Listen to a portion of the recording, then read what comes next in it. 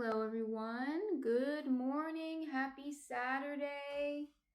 Um, today we're not actually fermenting anything, unfortunately, but fortunately for you, I think this is really good. I've had some of you ask me, how do I make bread quickly? Like, do I have to wait hours for it to ferment? The answer is you can make bread quickly, and 'tis the season to make bread quickly because St. Patrick's Day is coming up. And I wanted to make this week, so by next, you have time next week if you want to try to make it for St. Patrick's Day. But yes, 'tis the season to make soda bread, which is a quick way to make bread. In fact, it's called quick bread if you make bread with baking soda or baking powder. We've actually made quick bread on the stream before. Last week, we made a quick bread that was cornbread. We made peanut butter cornbread, which is a quick bread as well, and we made it with baking powder instead of baking soda, and I'll explain the difference in a few minutes. But the week before or 2 weeks before, we made miso banana bread, which is also a quick bread. That one we made with baking powder as well. This bread we're going to make with baking soda. And all that means is baking powder is an activated form of baking soda, and baking powder is double acting.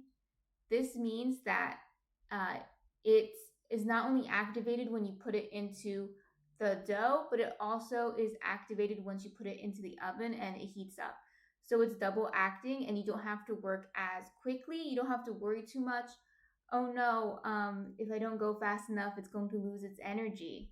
Hi, Bob. Welcome back, Bob. Let me know how you're doing, how the rest of your week went. I was just explaining what we're doing this week.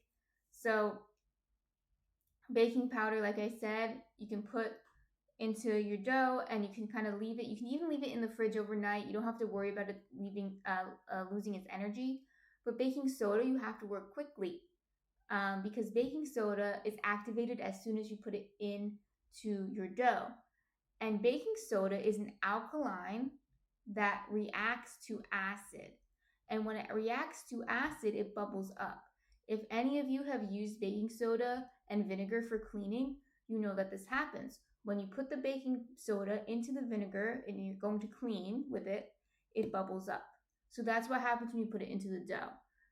That means you have to work very quickly, and you have to get the dough into the oven as fast as possible. So it's the opposite of naturally fermenting something slowly. Now, for this recipe that I have, I'm going to use the sourdough starter as part of the acid. For Irish soda bread, traditionally buttermilk is used, and buttermilk is curdled milk essentially, and it is an acid. It's acidic, it's sour, and you can add baking soda to that, and it'll react. But we're gonna use. I'm a vegan. I don't use buttermilk. But if you don't have sourdough starter, what you could do is you can add about a tablespoon of vinegar. You can take out the sourdough starter and add a tablespoon of vinegar or lemon juice to your milk, and that should curdle it. And add acid, of course, and then that'll react to the baking soda.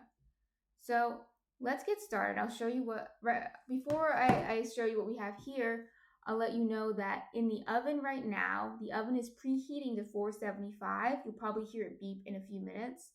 And I have my Dutch oven inside the oven. So it's preheating, so by the time we're done with this, it'll be hot. So do that first. So always start, in this case, preheating your oven, because we're going to do this pretty quickly. So we want it to be hot by the time we're done with this. And then I'll show you what we have here. So this is my sourdough starter. It's 150 grams. It is active, but it doesn't need to be. You don't need to use active starter for this. I keep a stiff starter, and all that means is that I feed it a ratio 2-to-1 flour to water. So For example, I might feed it 100 grams of flour and 50 grams of water, and that makes it more active. However, it makes it a little bit more difficult to mix into sourdough discard recipes. So I tend to, if I'm going to make a sourdough discard recipe, I discard it the day before and just like mix it with some liquid so it's not too stiff. And I mixed it with actually the peanut milk that I make. This is raw peanut milk that I made myself. However, you don't need to use raw peanut milk. I actually suggest using soy milk. If you're vegan and you want to keep this vegan, I would suggest using unsweetened, unflavored soy milk. I'm going to use this because it's what I have, and this will work fine if you make your own milk. That's fine. But the reason is, and I realized this on what day? On Thursday. I realized this on Thursday when I made the first batch to test it out. The baking soda sometimes reacts to the nuts in the milk and it makes the bread a little yellow. Now, that's fine. It's still edible, and it's actually great for St. Patrick's Day because it's like a greenish yellow. So, and it actually goes away over time. Like when I first cut into it, it was a little yellow, and then it eventually stopped being yellow, and I'm not sure why. But yeah, it's the reaction with the baking soda. So if you want to avoid that, just use soy milk from the store. That'll work. But regardless, so I mixed it with a little bit of the milk last night because my starter is stiff and it's hard to work into the dough. But if you have a regular starter, don't worry about it. And if you don't have any starter, just mix your milk with vinegar, and that'll work. So, and that'll create like a buttermilk substitute. But we need the acid. So whatever the case may be, we need the acid to react to the baking soda. So let's get started, and I'll show you what we're going to do. We're going to work fairly quickly. I have what I wrote down here, 150 grams of starter. This is about 3/4 cup. And then we're going to add the liquid ingredients. So I'm going to add 350 grams of this milk.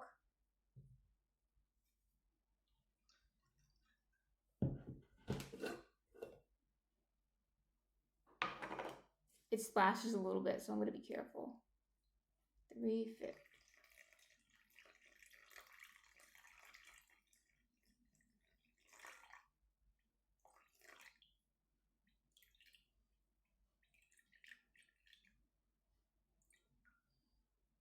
And the Irish soda bread we're making today, I'm not adding raisins or sugar to it. I'm just making a plain one. This is how they probably would have made it in Ireland traditionally. But if you want, you can add raisins and caraway seeds and all those other good fun things. You would just have to soak the raisins before you add them, or it might mess with the liquid ratio. Or you can add more liquid to the dough and then add them, whatever. But I wanted to show you a plain one because some of you asked about like how to make a quicker bread, and I didn't want to show you how to make a sweet bread because you already know how to make banana bread. You already know how to make sweeter quick breads. I wanted to show you like a plain quick bread. So soda bread is probably the best plain quick bread. Okay, so that was 350 grams of that milk. Now I'm going to add 7 grams of salt.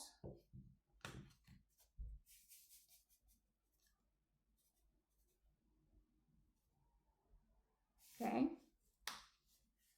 And I'm using sea salt, but you can use any salt.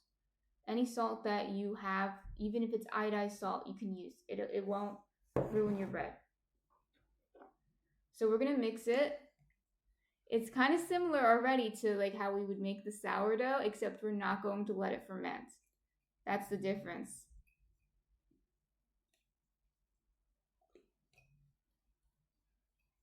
And when we're done, we actually ate all of the Irish soda bread that I made on Thursday. So I'm not going to show you that, but it's okay because we're going to bake this today and you're going to see the end result. But I want to show you the difference between how this comes out and how a bread might come out that's naturally leavened with sourdough.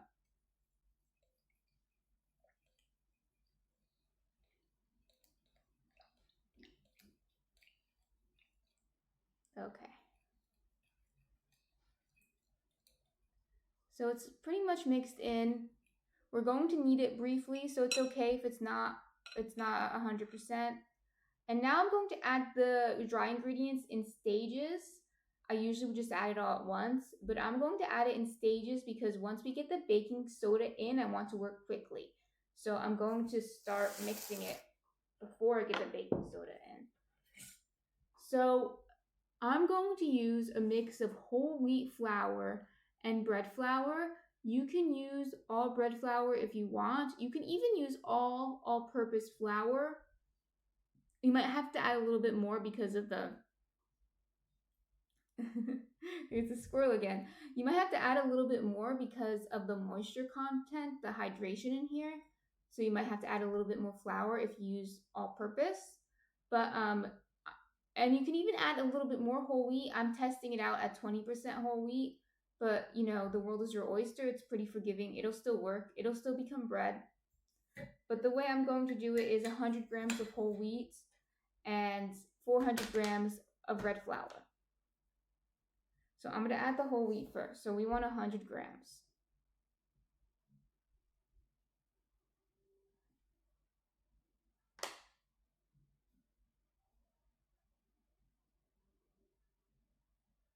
Okay.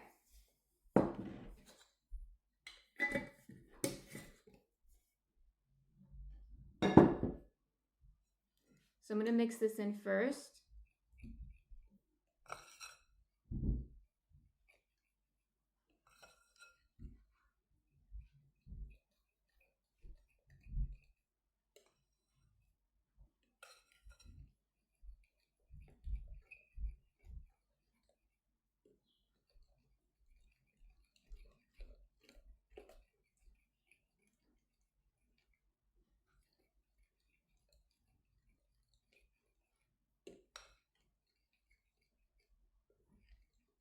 So now it's obviously still pretty wet because I didn't finish adding the dry ingredients. So now I need to add 400 grams of this, but I'm also going to do this in stages. So I'm going to add 200 grams and then mix, and then 200 more grams and then mix. And then I'll add the baking soda at the end. But once you add the baking soda, you have to get your hands in and really knead it all in because you can't have clumps of baking soda. So I'll show you what I'm doing. So here I'm going to add 200 grams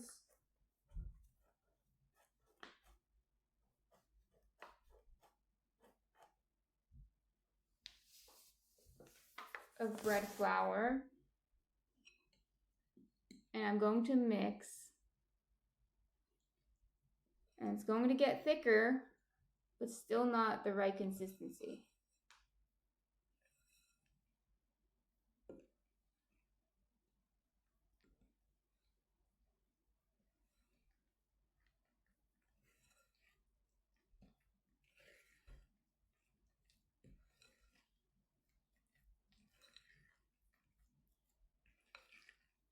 So it's starting to become almost a dough ball. So that's good. So I'm going to keep going. I'm going to try to build some of the gluten right now. Bob says, I have pizza dough now made with baking soda and it has been in a container on the table for an hour. Bob, so the pizza dough it's not formed into a pizza yet, right? I'm assuming.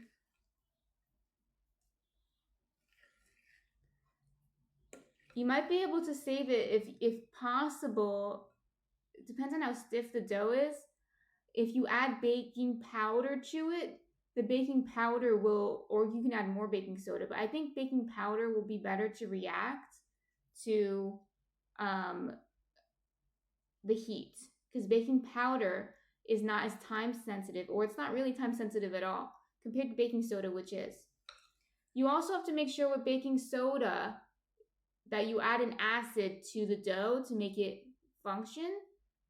Like I said, traditionally soda bread is made with buttermilk, which is curdled milk, and it's acidic.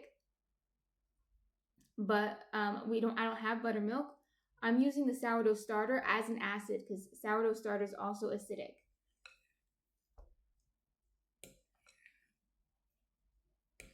Okay, so now I'm going to finish this. We're going to add 200 more grams. Bob says I added butter. Is butter acidic? I'm not sure. I guess there's curdled there's cultured butter. I think cultured butter would be acidic. Okay, 200 more grams of this.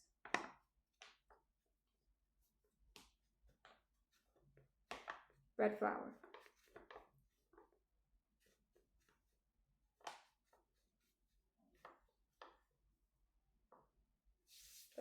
A little too much. Okay, that's good. Now, before I start mixing,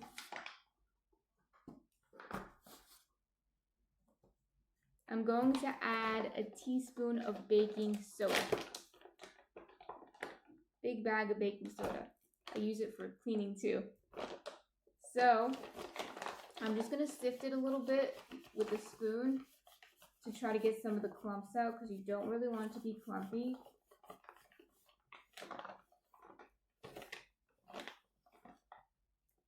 Okay, that looks good. So I got 1 nice teaspoon. I think it should be 6 grams. I'm going to see how much it registers as. It registers as 6 grams. So it's also 6 grams. Bob said, I visited your website and apparently you have a bakery where you sell bread. Yes, I run a cottage bakery, and that means bakery from home. Right now, I'm not selling bread. In the summer, once I'm done working because I'm a teacher, I'm going to sell bread again. But it is a cottage bakery, so it is it's the smallest scale bakery you can think of. It's a micro bakery. Last year, I was baking maybe 30 loaves a week. And that was way too much for my oven. So 30 loaves was too much for me. So I'm a micro bakery. Not not like a big scale bakery. Maybe one day I'll get there. Maybe one day. So right now, I just have the baking soda in there and I'm going to start mixing it. And once I start mixing, I'm not going to stop. I'm going to keep going until it is to my liking. We're going to try to build some gluten, but it's going to be difficult to build enough. But let's see how much we can do before it becomes too long. I have some water here because Thursday, my hands were getting sticky when I was kneading it. So I have some water here. But let's just go.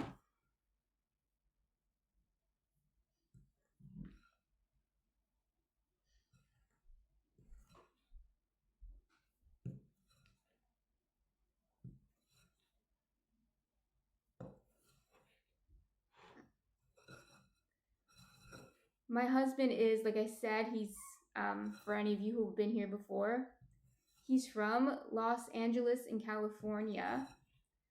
And he's from the Mexican community, like Chicano over there. That's what they call Mexican Americans, Chicano. And so he really never had soda bread. I doubt it anyway. I asked him, he says he doesn't think he had it. And he liked it, but he says it tastes kind of like a cookie. Even though it's not sweet, I do see what he means. It reminds me a little bit of a scone because the texture is not quite the same as a bread that's made with yeast or natural yeast like sourdough. So that's why I want to show you the difference today. I want to show you how to make this if you want to make it, but I also want to show you why people tend to not make everything just with baking soda. You might think, oh, it's so easy. You know, you don't even have to wait. Why would people even want to wait so long for sourdough to rise?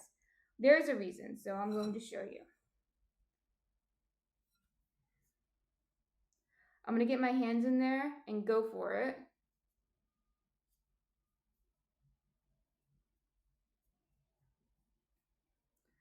Bob, in 2 weeks I've planned, but you know, plans sometimes change that far out, but in 2 weeks I do plan to make some pizza here. So I can show you how to do that with sourdough if you're interested. I'm not going to use baking soda though. I don't think that makes good pizza. As a New Jerseyan, I'm a little picky about my pizza, especially the crust.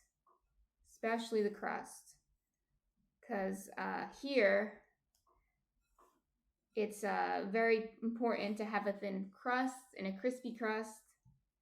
So we can practice doing that. Even at home, you can get it, which is actually pretty great. You have to get your oven hot, but you can do it. Yeah, see, it's getting sticky. When you're kneading, depending on what you are kneading, it's good to wet your hands. Oh, see, here's a clump. You don't want clumps. Get the clumps in.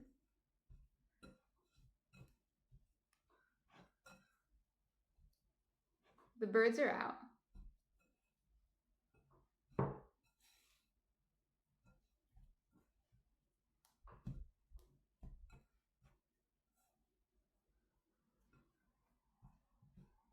So I'm going to keep going until it's as smooth as I can get it reasonably.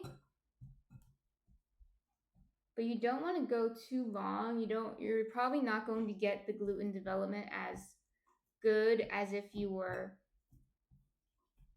you know, making a regular bread, but that's okay. I might add a little bit more flour. It feels a little wet now. So I'm gonna add a little flour. It's good to keep one hand clean if possible to get the flour and stuff like that.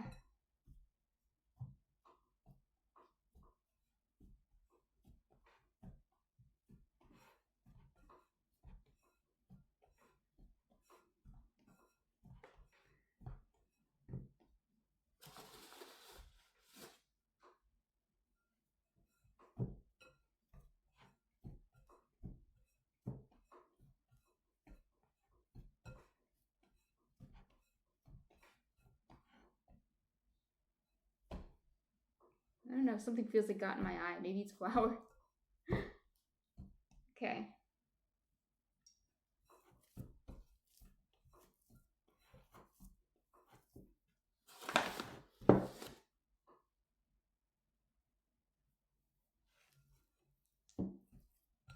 I'm going to end it probably soon because I want to get this into the oven.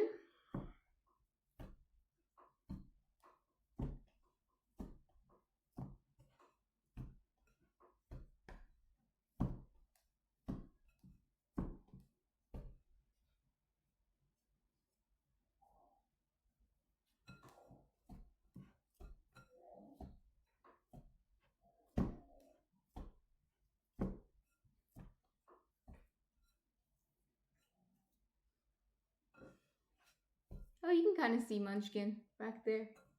He's sitting in his normal spot.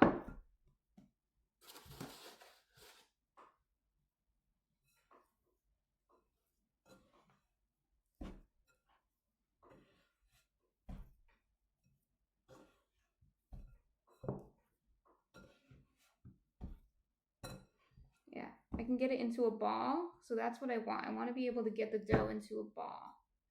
It's okay if the gluten's not perfect. So let me just take this off my hands really quick.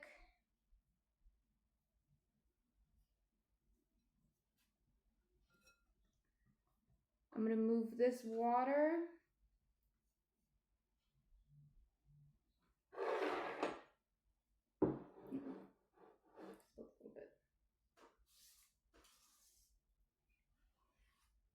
have this mat. It's a round mat, silicone round mat, and this is specifically. Oh, that's weird. Okay, I'll address that later. This is specifically for putting dough into the Dutch oven. It's actually specifically made for that. So if you bake a lot in your Dutch oven, this might be a good investment. I've seen a few of them online. Good morning, Yurshi. Do you mean because my logo is in black and white, it's hard to see? Or do you mean my logo didn't show up? But good morning. How was your week? So I have here the soda bread. We want to get this in the oven really quickly because I made it with baking soda, and baking soda reacts right away. So I'm going to score it. My hands are sticky, but I'll wash my hands in a few minutes, few seconds. So by scoring, I just mean to take a razor and I'm just going to cut a slash, an X through it. I think in Ireland they say this is to let the bad fairies out. So let the bad fairies out. This is going to help it rise as much as it can. Oh, it blends with the offline channels. Okay, I'll have to ask my sister about that. My logo is black and white, but I think I have other versions of my logo that I might be able to use. Okay, I'm going to go wash my hands, and then I'm going to get the Dutch oven from out of the stove. So I'll be right back.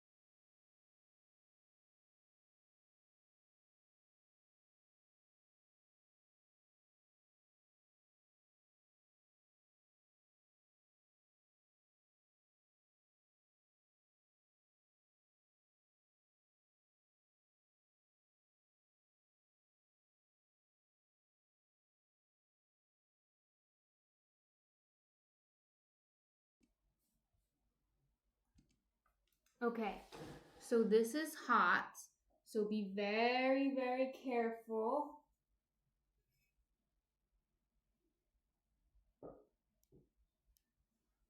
And we're gonna get this in. Just like that. Cover it up. We're gonna put it into the oven covered at 450 for 20 minutes. So I'm gonna go do that right now.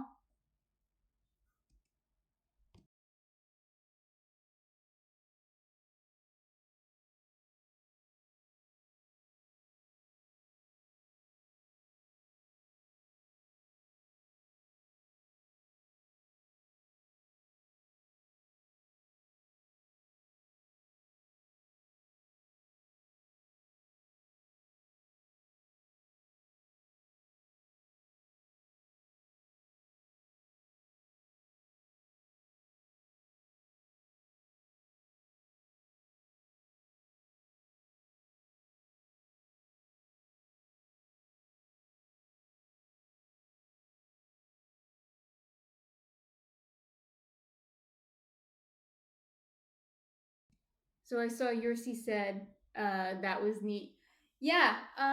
So the little sling, it's a silicone mat, and if you are interested in baking bread, and you want to use a Dutch oven to bake your bread, I would recommend getting one. It's really useful and it lasts a long time. I've had mine for years and I bake a lot. You can see it's black. It didn't start off black. It was like a white color actually. It was like a tan white color. Um, and now it's almost black. That's because I use it a lot, but it's still fine. It still works great. So Yoshi says I just use a bread machine. I used to use a bread machine when I was in high school. My boyfriend's aunt had one that I borrowed and I used to use. That's probably the first time I made bread was in a bread machine. But I think with the bread machine, you can correct me if I'm wrong, but you're not really able to shape your bread. Does it create steam in the bread machine? So what the Dutch oven is doing, the Dutch oven is actually creating steam, which is why I use the Dutch oven and why a lot of bread bakers, home bread bakers, use a Dutch oven. It creates like a mini bread oven. I have other things that Yursi says it comes out identical every time. So yeah, you just create like a loaf, right? I'm assuming. So I also have other different shaped baking vessels that I guess they're basically Dutch ovens, but they're different shapes. So I have one that's more like oval shape that I can make my petards in, and I can make my baguettes in, and all other types of. I make buns in there, and all types of things I make in there, and it's a cast iron one. Cast iron is usually superior for holding heat, which is why we use it. So that's in the oven now at 450. I think I said 20 minutes, but really it should be 25 minutes. And the cap is on, so it's creating steam. Now, in 25 minutes, once the beeper goes off, the timer goes off, I'm going to take off the cap off the vessel, the Dutch oven, and that's going to let the crust brown. And that's the same thing we do for sourdough too. That's the same thing we do for sourdough too. Yeah, so if you're interested in baking in a Dutch oven. Oh, good question. We use 70% hydration for this. So let me show you. So I used about,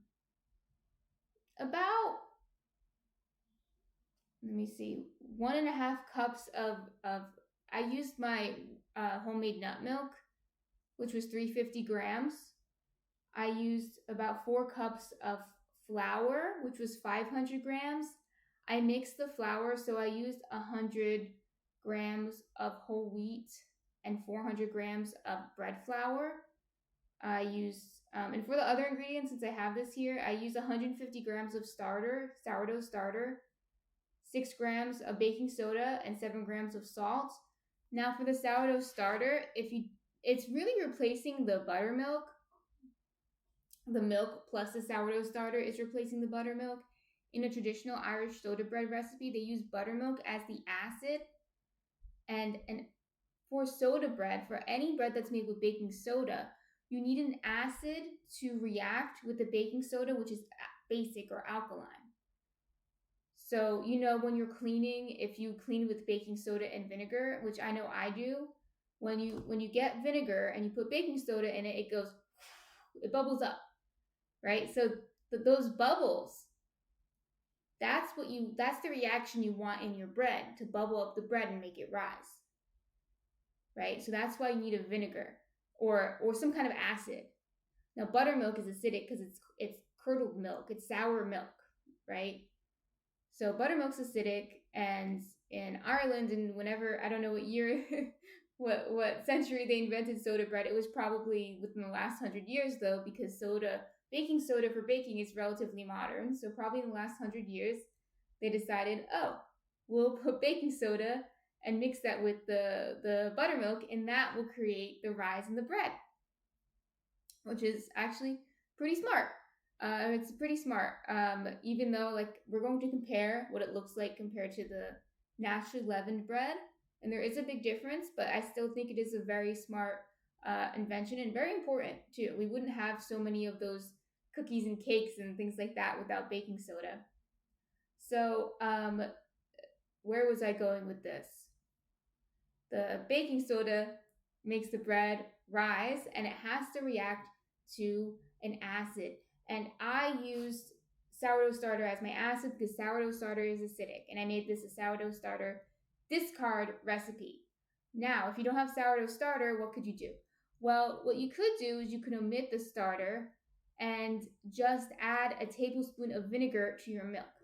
This will curdle the milk.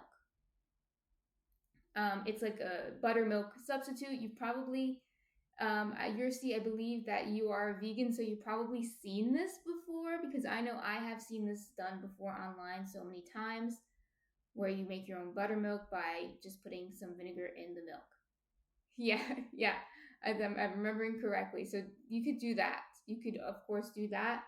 Um, and yeah, I haven't tested it, but I have done that before, right? I've been around the block before, and I have done that trick where you curdle the milk with vinegar, and it should work. I've done it before with muffins.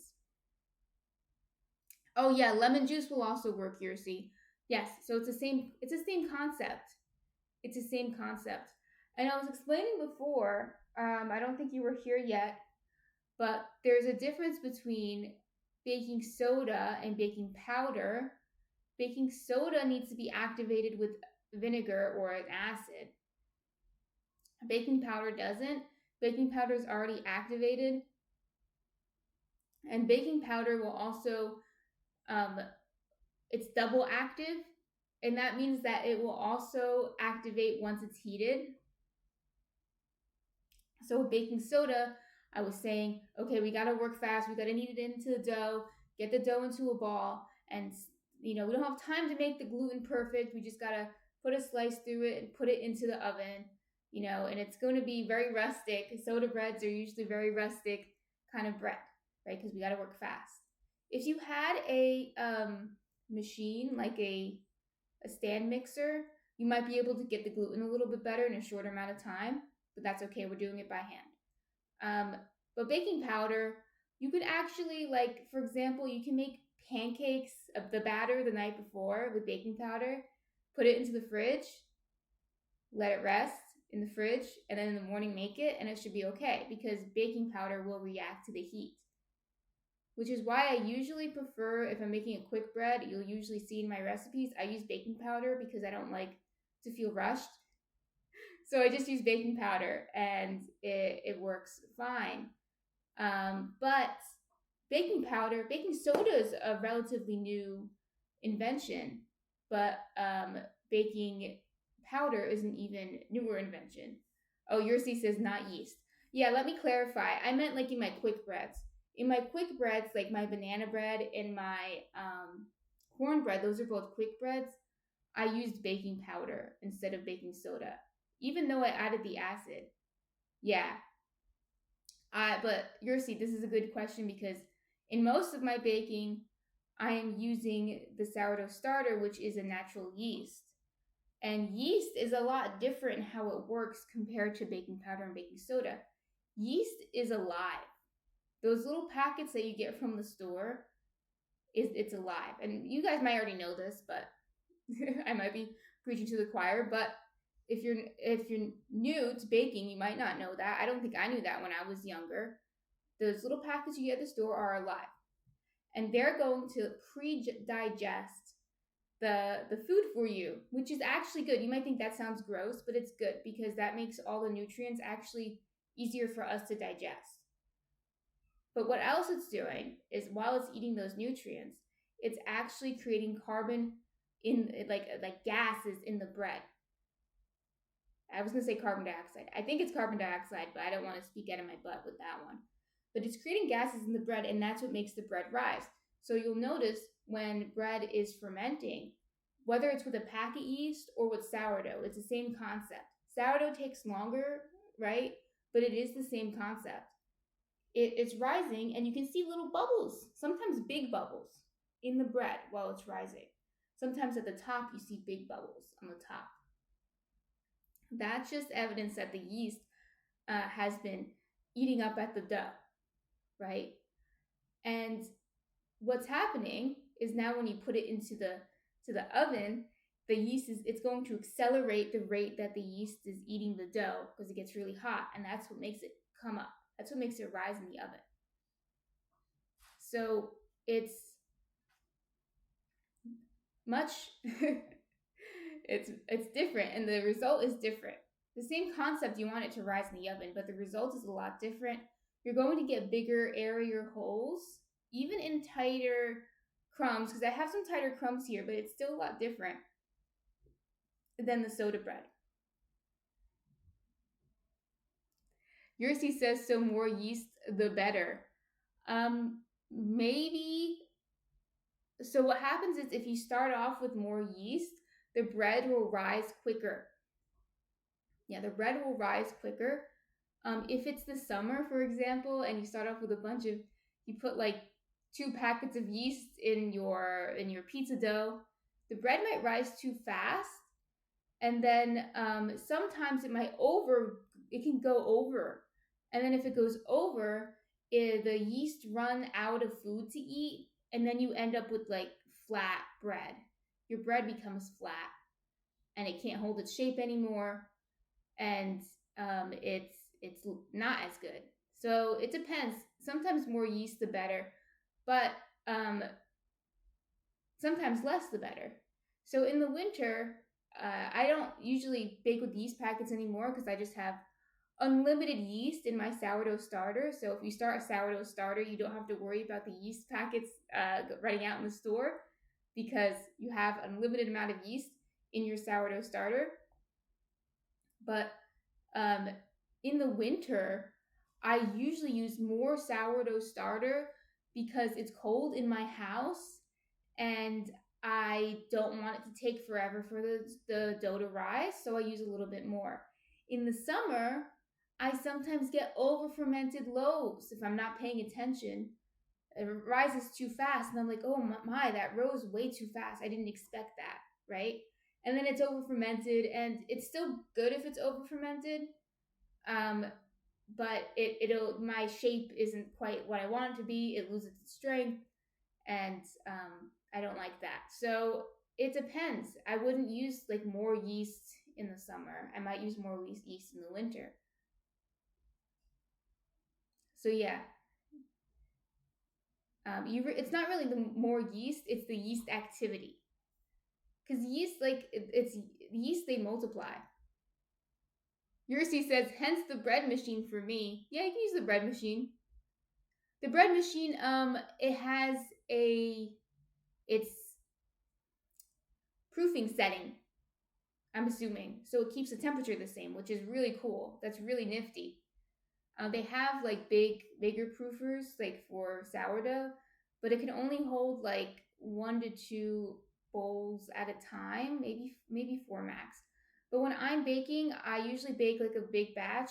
Sometimes I bake like 10 at a time. When I'm baking for the bakery, I bake like 10 at a time. So those proofers are not useful for me then. And Yursi says, yes, lots of settings. I haven't really played with most of them. Yeah, so I think that's like a proofing setting is a really cool setting because what that means is, so you heard how I said, oh, sometimes I use more, sometimes I use less, and blah, blah, blah. If you have a proofing setting, that just means it keeps the temperature the same. So it should keep the temperature around 80 degrees, which usually is the temperature that yeast like. Yeast like it warm. So that means that and maybe you're able to change the setting based on what that would be a really good feature if you're like, hey, I actually like it better when it proofs at 70 degrees. You can do that. That would be a cool feature if it had that. But I think most of the settings, like standard setting, is around 80 degrees. That's what yeasties like. And so that way your recipe will stay the same regardless. So if you get a proofer or a bread machine that has a proofer in it, then that's helpful for you in that way. So then you don't have to worry about that. And you can make sourdough in the bread machine as well.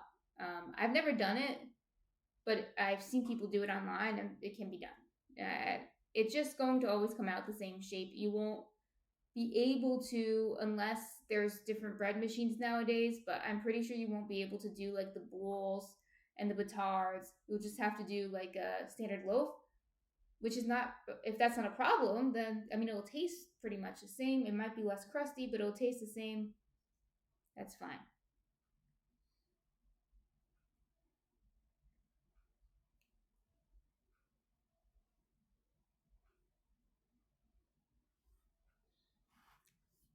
Anyone else here lurking in the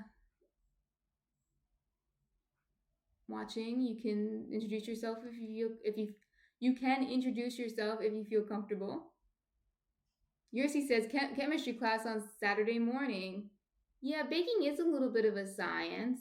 I was complaining about Baker's Math the other stream, I think last week. I made a clip of it. It is a science, although I think it's a science made by non-scientists to some extent. The same thing with Baker's Math being a math made by non-mathematicians. But there, is a way with all of these things, right? There's a reason why these things work. And there's a reason why these things taste good, too, right? Why does bread taste good? There's a lot of reasons why. I mean, it's obviously the carbohydrates, right? Carbohydrates taste good, and the faster, like the easier the carbs are to digest in your mouth, because your saliva will pre-digest the food as well. And if it's like a white bread, it's sweeter. Even if you don't add sugar to it, the white bread is sweeter just because when you're eating it, it's actually turning to sugars in your mouth. So that's why white bread would be sweeter. But then the question is, why does like the soda bread is going to taste different than the sourdough? And why is that? And it's because of the fermentation. The fermentation process of sourdough actually changes the property of the bread. It's called sourdough because it's sour, but sour sometimes isn't the right word, because some people are like, oh, I don't want my bread to be sour. But it's not like sour like a lemon. It's more like tangy. It's like has an added depth of flavor that you're not going to get from a quick bread. But quick breads have their own taste and texture that you might also like too. It's just different. It's just different. But that's why I wanted to show you today the difference. I don't think the original person who asked me about quick breads is here. Maybe she'll come later. But regardless, I wanted to show you this process.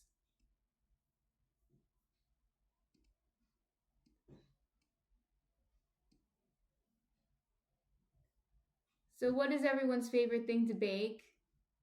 I probably asked you that before. I know Bob is baking pizza. Yersi says, do you have a timer for the bread? It's been like 10 minutes, I think. Yeah, the bread's on a timer for 25 minutes. So it should, I don't know, it should beep soon. It's almost 9. I don't remember when I put it in.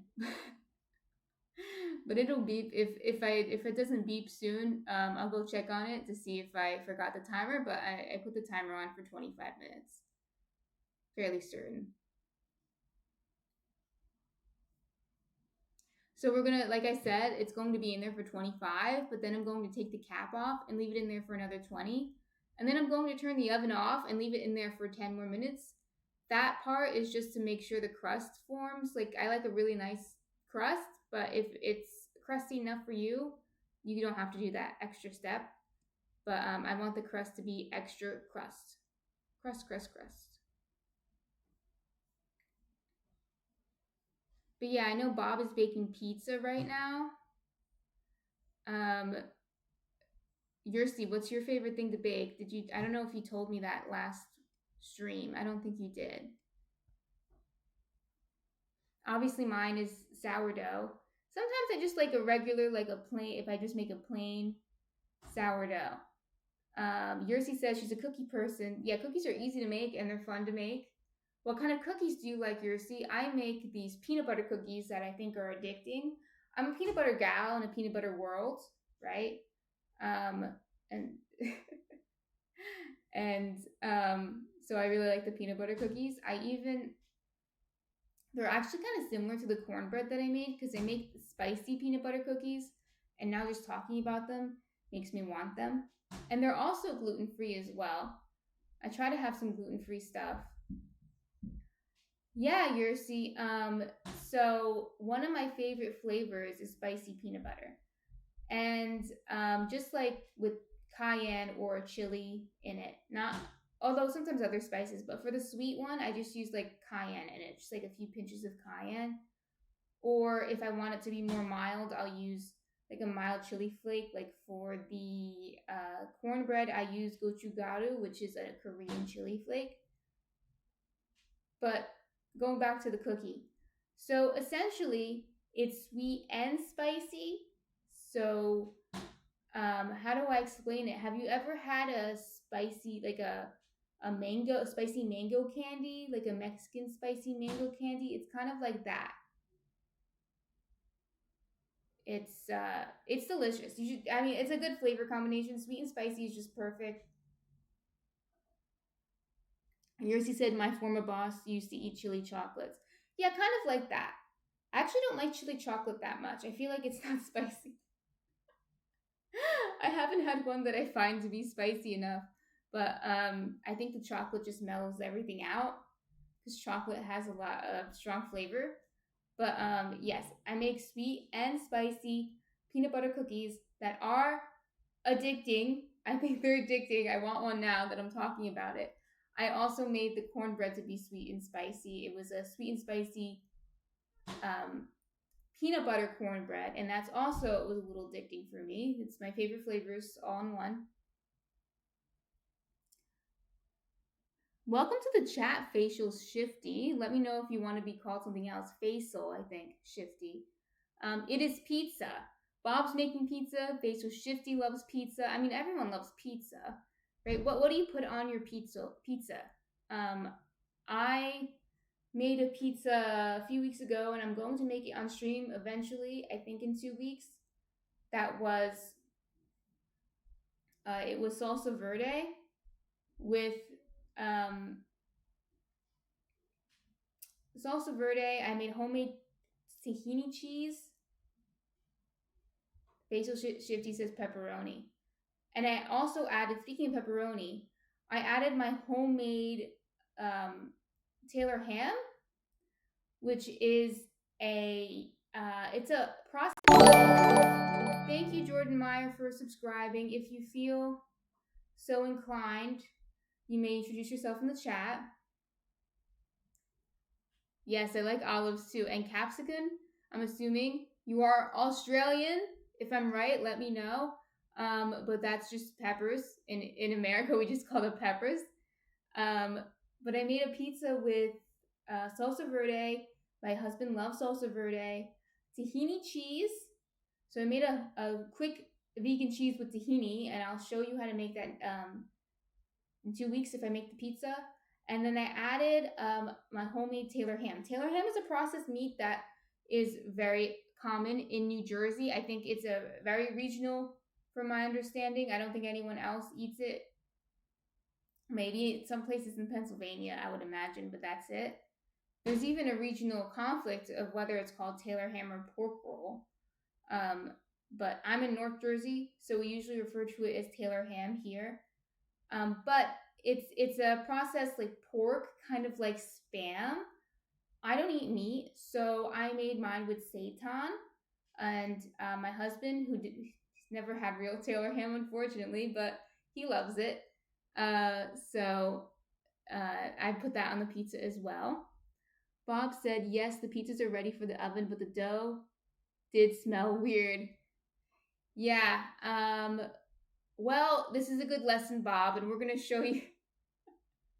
I'll show you today. As I told you on Wednesday to use yeast, but I want to show you today the difference between a dough with yeast and a dough with baking soda, a soda bread. And they're both good, but they are different, and you might have your preference for one or the other. Okay, hold on. I'm going to take off the cap, and I'll continue my lecture on baking soda versus yeast. Okay.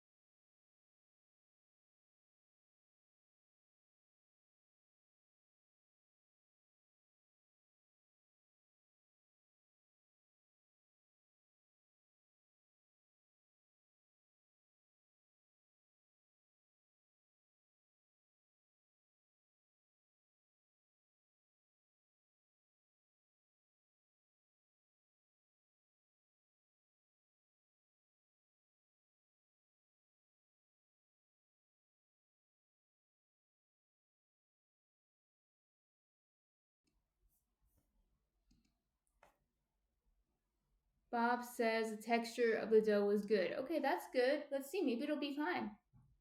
Maybe it will be fine. So I just took off the cap off the Dutch oven, and then I lowered the temperature to 420. And now I'm leaving it in for 20 more minutes until the crust forms.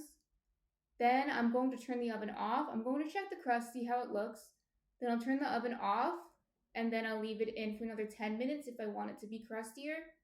It looks good right now, so it worked. The baking soda worked. It looks good. And we'll see, once we get it out of the oven, I'll show you, and we'll let it cool for a little bit, and then we'll slice into it, and we can see what it looks like. But yes, so with baking powder or soda, both of them, versus like yeast, you might prefer one or the other, and you're going to use different ones for different applications. Like you wouldn't usually make a cake with yeast unless it's like a babka or brioche, which is kind of like a yeasted cake, right? This is actually a good example. Like you can tell the difference between a brioche, which is like a yeasted cake. I don't have, I don't have vegan butter. I do have jam though. I could use some jam. But yes, you're right. It's traditionally, Irish soda bread is traditionally made with or eaten with butter. But I don't usually buy vegan butter. It's kind of expensive. And I never, I never really liked butter. I liked, like when I was younger, I liked cream cheese more than butter. I didn't usually use butter on my bread too much. But anyway, yeah, we do have jam though. I could get jam out if I wanted. But yeah, so you know the difference. You know the difference between a brioche and a cake, right? Like a cake, like a birthday cake. Birthday cakes are made with baking soda and baking powder, right? And a brioche is made with yeast. They're both cakes. They're both enriched with butter and eggs and milk and whatever, sugar, whatever else. But you can tell the difference between them in the texture. So maybe that's a good example too of the different textures you're going to get when you use baking soda and baking powder versus when you use yeast. There's a different result. So it depends on what result you want, really. But yes, going back to the Irish soda bread, usually I believe it's eaten with Kerrygold butter. That's what everyone says to do. I don't know if I've ever had Kerrygold butter, but I'm sure it's fine. I'm sure it's good. But we're going to eat it. I think I'm going to try the first piece plain. It's good enough to eat plain. It's a little dry, but it's good enough to eat plain, especially right out of the oven. The next day, that's another thing too to mention. So in general, enriched breads go bad quicker, although this isn't really that enriched. It's enriched with the milk. But the breads made with baking soda and baking powder go stale faster than the breads made with yeast in general. When I opened up the soda bread, the next day it was like a little hard. We still ate it fine, but it was a little hard. And then the bread I make with sourdough, it stays good for like a week. It might be getting warmer soon. Soon, spring's coming, and then summer's coming, and then when it gets too hot, sometimes you might have mold problems after a week. If it's hot and muggy, like where I am, it's hot and muggy, and it'll sometimes might get moldy. So I put it in the freezer, but in general, it'll last a very long time. Yursi says, do you ever make focaccia or naan bread? I do make focaccia. 1 week we can make focaccia. I'm actually going to experiment next week, although I'm not going to stream it. It's going to be a secret experiment. No, just kidding. I'm going to experiment with some different focaccia toppings next week, and if it goes well, I can stream that eventually. And naan bread. So I don't make it with the yogurt, but last week we made some flatbread. The stream should be, it might be gone by now on Twitch, but the stream should be on YouTube. Yes, it is on YouTube. So, and also there are videos on YouTube, a short, and I'll make a longer video soon of the flatbread that I made. I didn't call it nan because it didn't have any yogurt in it, which nan usually does, but it is kind of like nan. It's flat, and you can put garlic on it, like garlic oil on it if you want, like they would do at the restaurant. But I use it to scoop up curries and things like that, so I use it kind of like a nan. So yeah, I make those types of breads. I make a lot of different, and flatbread also. I can't finish my sentence. Flatbread also is really easy to make, right? Because you don't have to like proof it. You don't have to um, shape it. Well, you shape it into the flat, but you don't have to shape it into like a bowl. And you don't have to turn on your oven, right? And so in the summer, that's nice. And you also, I actually mentioned this on Wednesday, because on Wednesday I ate flatbread with the crab cake. By the way, on Wednesday I do a midweek toast, and that's kind of more of a just a chat video, and I'll show you like something I do with the bread. Hopefully the bread I made the previous week. Sometimes it might be something different, something else I made, but hopefully something I made on stream. This week I think it'll be different because I don't think the Irish soda bread will last that long, so I'll do it with another bread that I made. But I'll show you like a sandwich that I make or toast that I make. Or last week I made like a wrap with the flatbread and I put a vegan crab cake in it. So I do that every Wednesday, 1 p.m. Eastern time if you're interested, and then we just chat. I just show you what I make. I might ask you what you like to make, and then we might just chat for I usually make it last 2 hours. So yeah, if you're interested, come to that. But yeah, it's easy to make, and like I said on Wednesday, I made the bread, the dough, on stream with you on last Saturday, and then I didn't actually cook that dough. I cooked a dough that I had made the previous day, but I didn't cook the dough that we made on stream. I put that in the fridge. Once it was done fermenting or almost done fermenting, I put it in the fridge. And it was in the fridge from Saturday until Wednesday morning. So it stayed in the fridge for 4 days, right? Sunday, Monday, Tuesday, Wednesday. 4 days. And I made it that morning and it was fine. It was perfectly fine. It was soft. I wouldn't be able to tell you the difference between the dough if I had cooked it the same day versus 4 days later while it's sitting in the fridge. So it's very lenient, right, type of dough. I think if I had tried to make a bowl with that dough, it might have not held together as well or something. Something might have gone wrong with it. It might have been over fermented. But with the flatbread, you couldn't tell that it was in the fridge for 4 days. So it's a good dough to make, just to keep around, right? If you're going to be busy and you make that dough and put it in the fridge, and then you can make fresh flatbread one morning like I did it before work, and it takes only a few minutes. If you have a bigger pan too, you might be able to put 2 flatbreads at a time and it'll go by even quicker. So yeah, that's a good recipe. Go back and look at how we did it on that stream or in the short that I made. And hopefully this week I'll have time to post that. If not, I'm going to post a lot of stuff on spring break. I have spring break. I don't know if any of you are students or are teachers.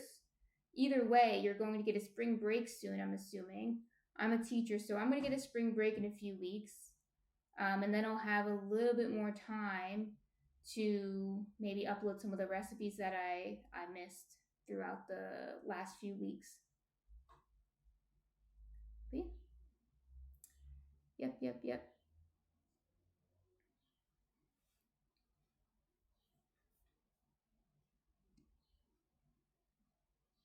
So yeah, like I was saying, flatbread's really good to make, but it's probably not my favorite thing to make. Sometimes just a plain sourdough like loaf is one of my favorite things to make. But I really like, Yursi says kids get March break here. What's the difference between March break and spring break? Yursi says, I think it might be this week or next, I think. Yursi says same thing. Ours is usually corresponds with Easter. I don't know if yours does. Ours usually corresponds with Easter, so it is coming up. I think mine is in 2 weeks. I think whenever Easter is when ours is. But yeah, next week, what I was going to say is next week we're making a mango sourdough. We're going back and I'm going to show you how to ferment again, getting away from the quick breads. 11 to 15. Okay, so but you go to school. You're going to be on break that week too. That's good. That's next week.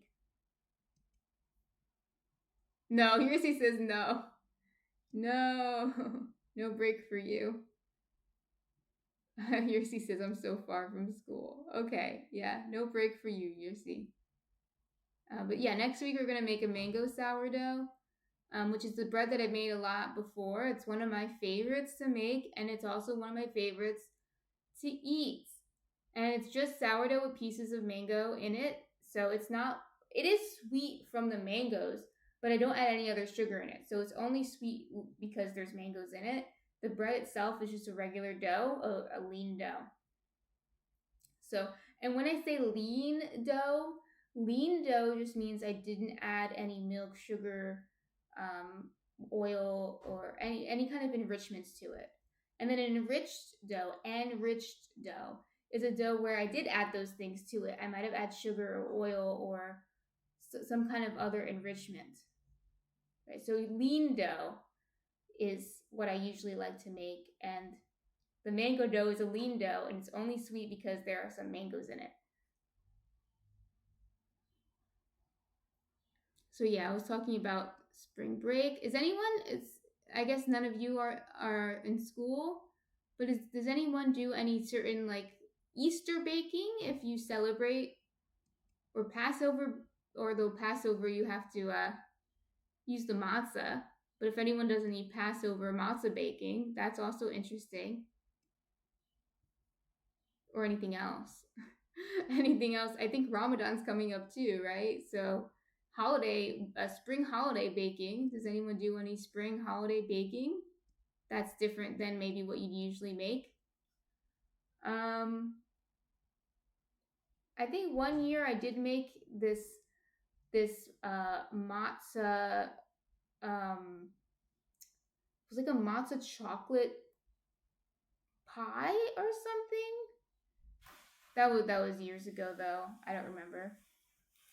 But it was interesting. It was delicious, but it was matzah. I don't think I made anything for Easter or any other spring holiday, really. Yeah, I think I mentioned on the stream before. It might have been the first day, so you guys might have not been here.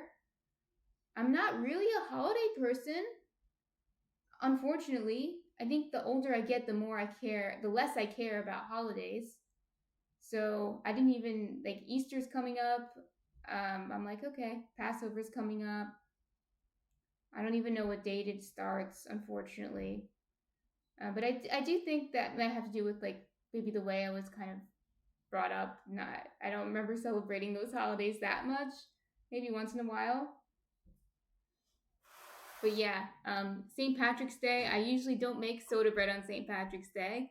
So this year is actually kind of different. I'm actually celebrating St. Patrick's Day more than this year than I usually do.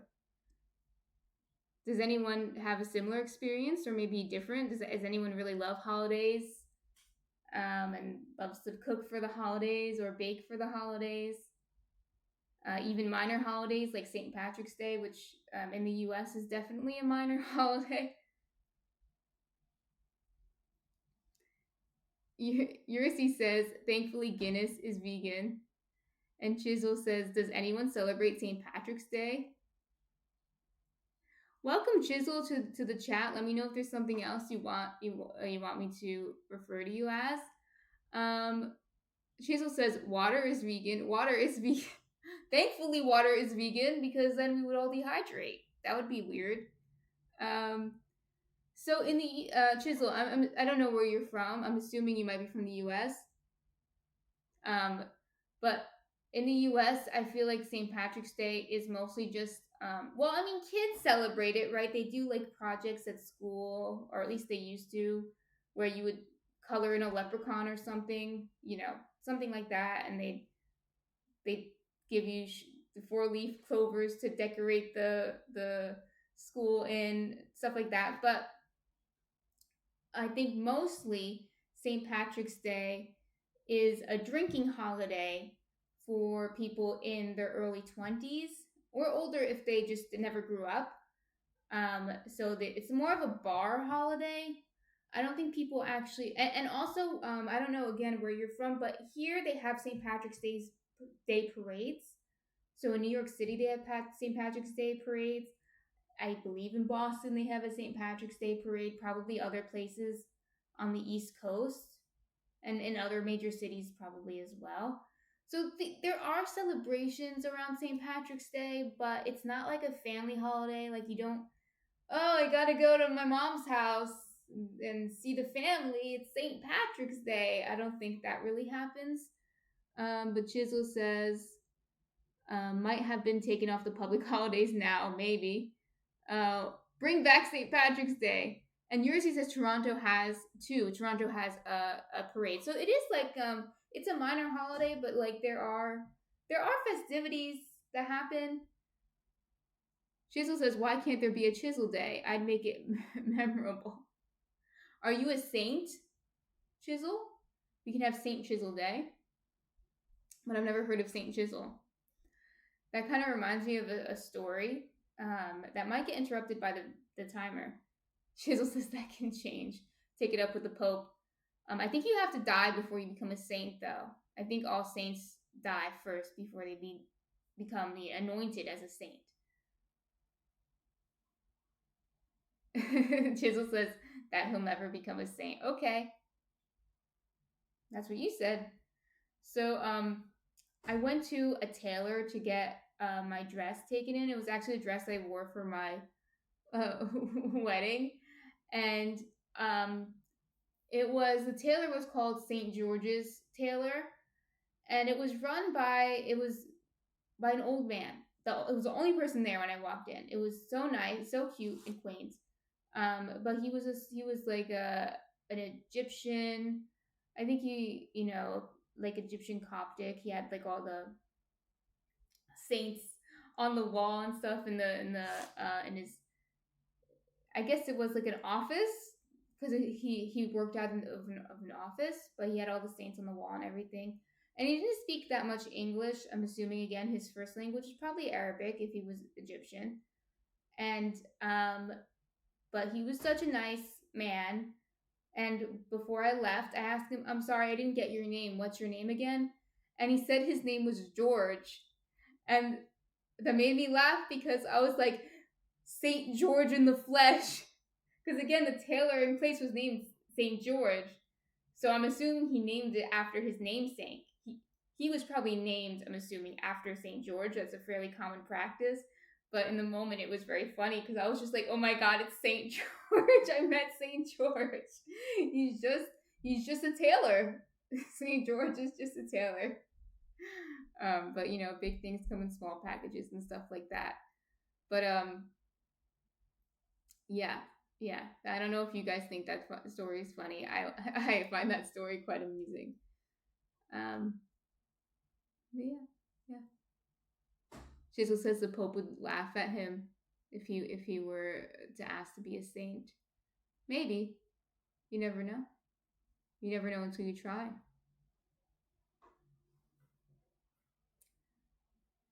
Oh yes, we're talking about St. Patrick's Day. I was like, why are we talking about saints? Why are we talking about saints? Okay, I'm going to go and check on the bread, see how the crust is doing. Most likely, I'll turn off the oven and just let it sit there for another 10 minutes, and then we'll take it out and I'll show you. So I'll be right back.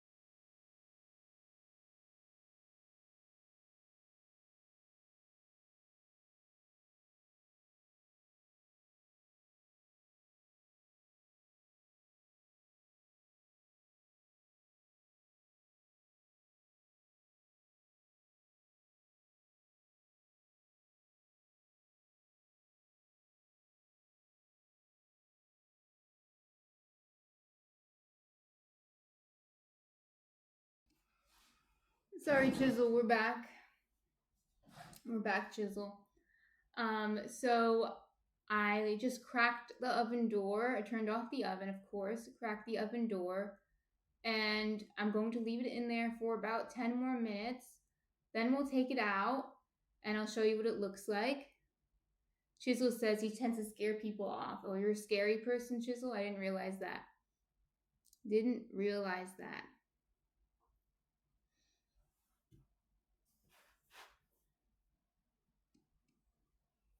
So, is anyone doing anything this weekend? Anything interesting or exciting?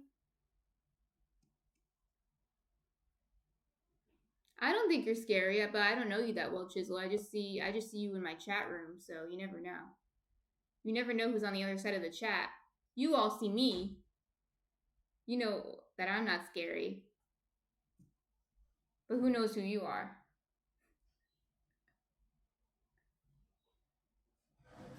I'm just kidding. I'm assuming you guys aren't scary.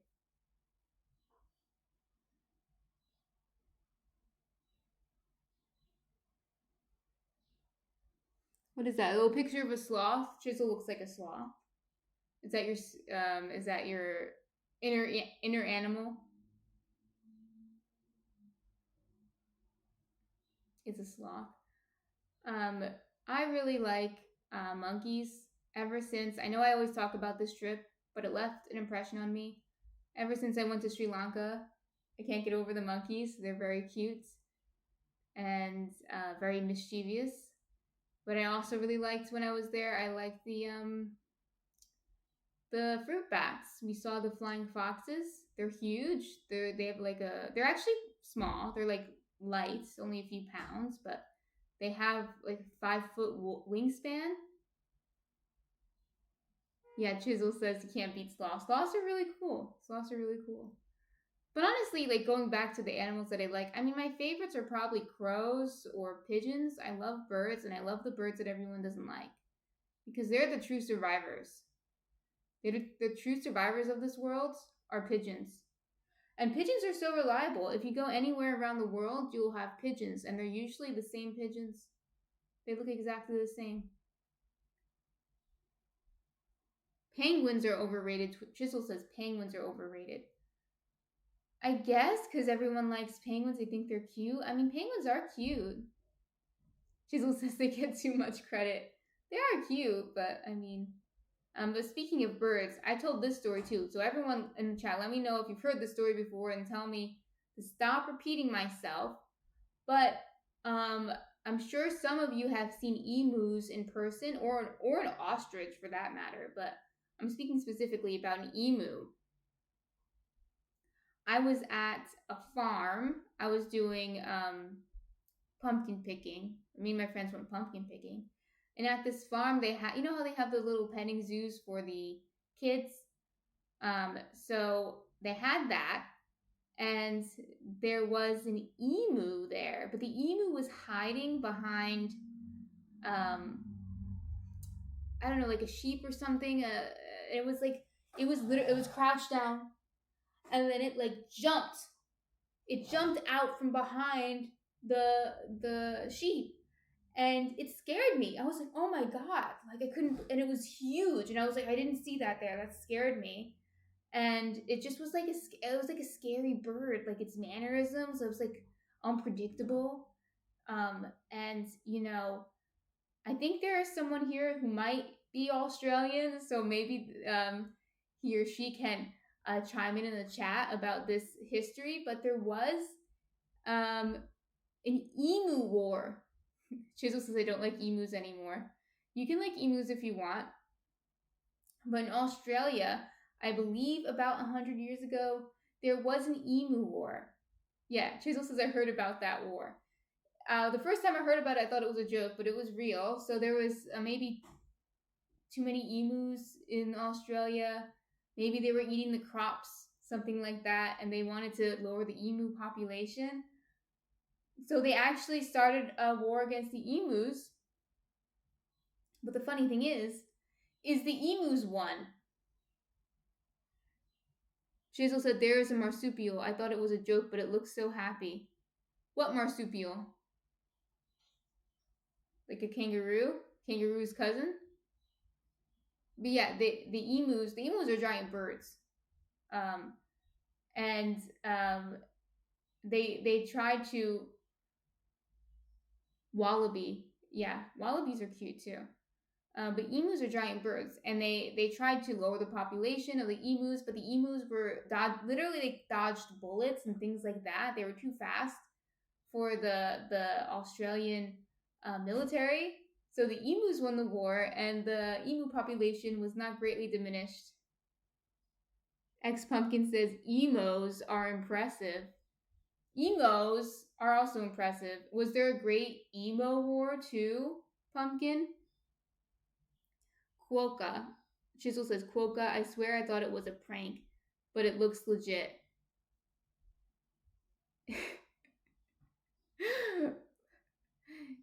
Yeah, Quokka. I think I've heard of that, and I think they are very cute. Like a lot of random animals in Australia. So yeah, Munchkin is hanging out where he always hangs out. Good morning. Chisel says us Aussies are useless anyway. Oh, Chisel's Australian too. Just gave up too quickly.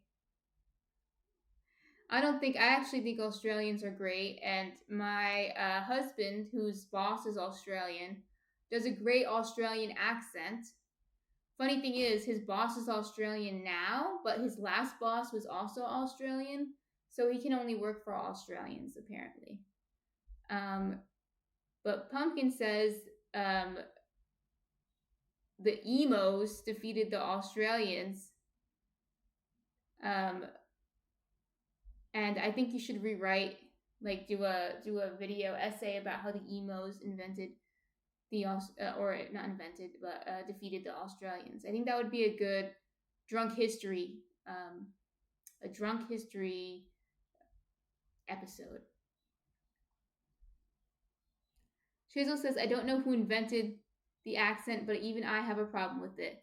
Well, Chisel, no one invented the accent. It just happens. Accents just happen. You can't invent them. But I actually like the accent. It's like, no! I can't imitate it. My husband does a great Australian accent. That was my, they say no, like, no! Like that.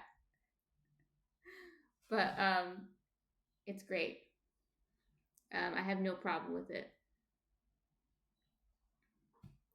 Yersi, welcome back. The Irish soda bread's almost done.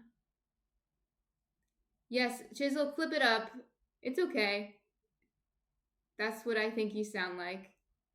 Get therapy. If my husband were here, he could do a better one, but he's at work, working for the Australian. So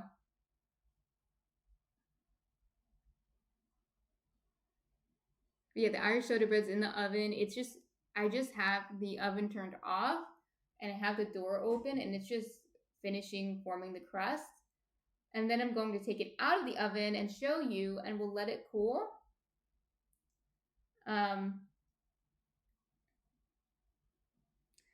Yeah, Yursi's asking about the weather. She said, are you guys getting soaked over there too? Over here in New Jersey, it's supposed to rain all weekend here. It didn't start raining yet, but it's going to start raining, I think, in the afternoon, and it's going to rain hard. So we are going to get rain. And Chisel says, working for the Australians. Oh yeah, the ones who can't beat the emus. Yeah, or the emos. So the Australians versus the emus and the emos. Yeah. And Dear Fan says, good morning, Dear Fan. Welcome to the stream. We already made the soda bread, but it's you'll get to see the reveal. It'll be in, oh, there it is. So I'm going to take it out of the oven now, and then we'll let it cool and we'll cut into it. And I'll show you the difference between the soda bread and the sourdough that's leavened with sourdough. So let me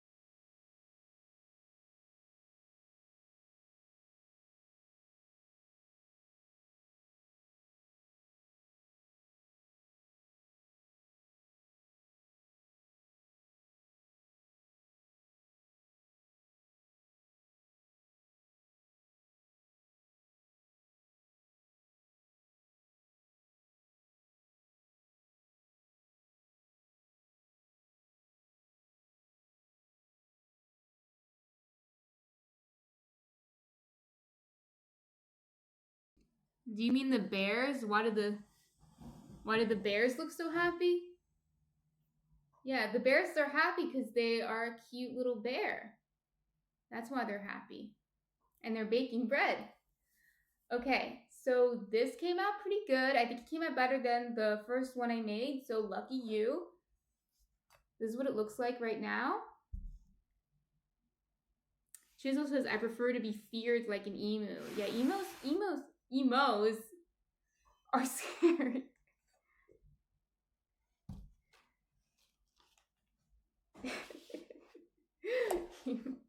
Or maybe an emu. That would be pretty scary. Okay. So Mattress Demon, welcome Mattress Demon, says, can I have some? You could, if you came to New Jersey and got some, I would give you some, but I don't think you're going to. Maybe next time. So here we got some oven spring, not a lot. And here's what it looks like. Mattress Demon says, I'm coming in April. I'll give you some if you come in April. I'll give you a whole loaf of bread. I'll give you something better. You forgot the jam. So I have blueberry jam in the fridge, but I think it's too sweet. And I don't want to open up another jam, but maybe I will for this. I'll do a taste test for you guys. I wasn't planning on it, but I need to use it anyway. I have a fig jam in the cabinet that I've never tried before. I don't think I've ever tried fig jam ever. It might still be too sweet for me. That blueberry jam that I have in the fridge is so sweet it doesn't even taste like blueberries anymore. Yersi says, I would totally eat 1/4 of that bread right now. Well, we're going to wait for it to cool. So at least 15 minutes. So otherwise it'll fall apart. But 15 minutes, we should at least wait. You can even, but before we... Chisel said, I'd eat as much before anyone has any. Yeah, I'm going to give some to my husband, so I'm not going to eat all of it. And I might have to give some to Mattress Demon too. I might have to ship some to him. Chisel says, no time for waiting to cool. I dig it and regret it. You can, so if you want, you can open it up, right? But it's going to be a little crumbly. Like if I tried to cut a piece right now, it would kind of fall apart. And you just let it cool for a few minutes. It's not as serious as with the sourdough where I tell people let it cool for an hour, but just let it cool for like at least 15 minutes. But yeah, I can get the fig jam out and try some of the fig jam with you guys. Before I cut into it, I can get up and get some of that. Mattress Demon said, what kind of bread is it? So this is Irish soda bread. And earlier, for those of you who weren't here,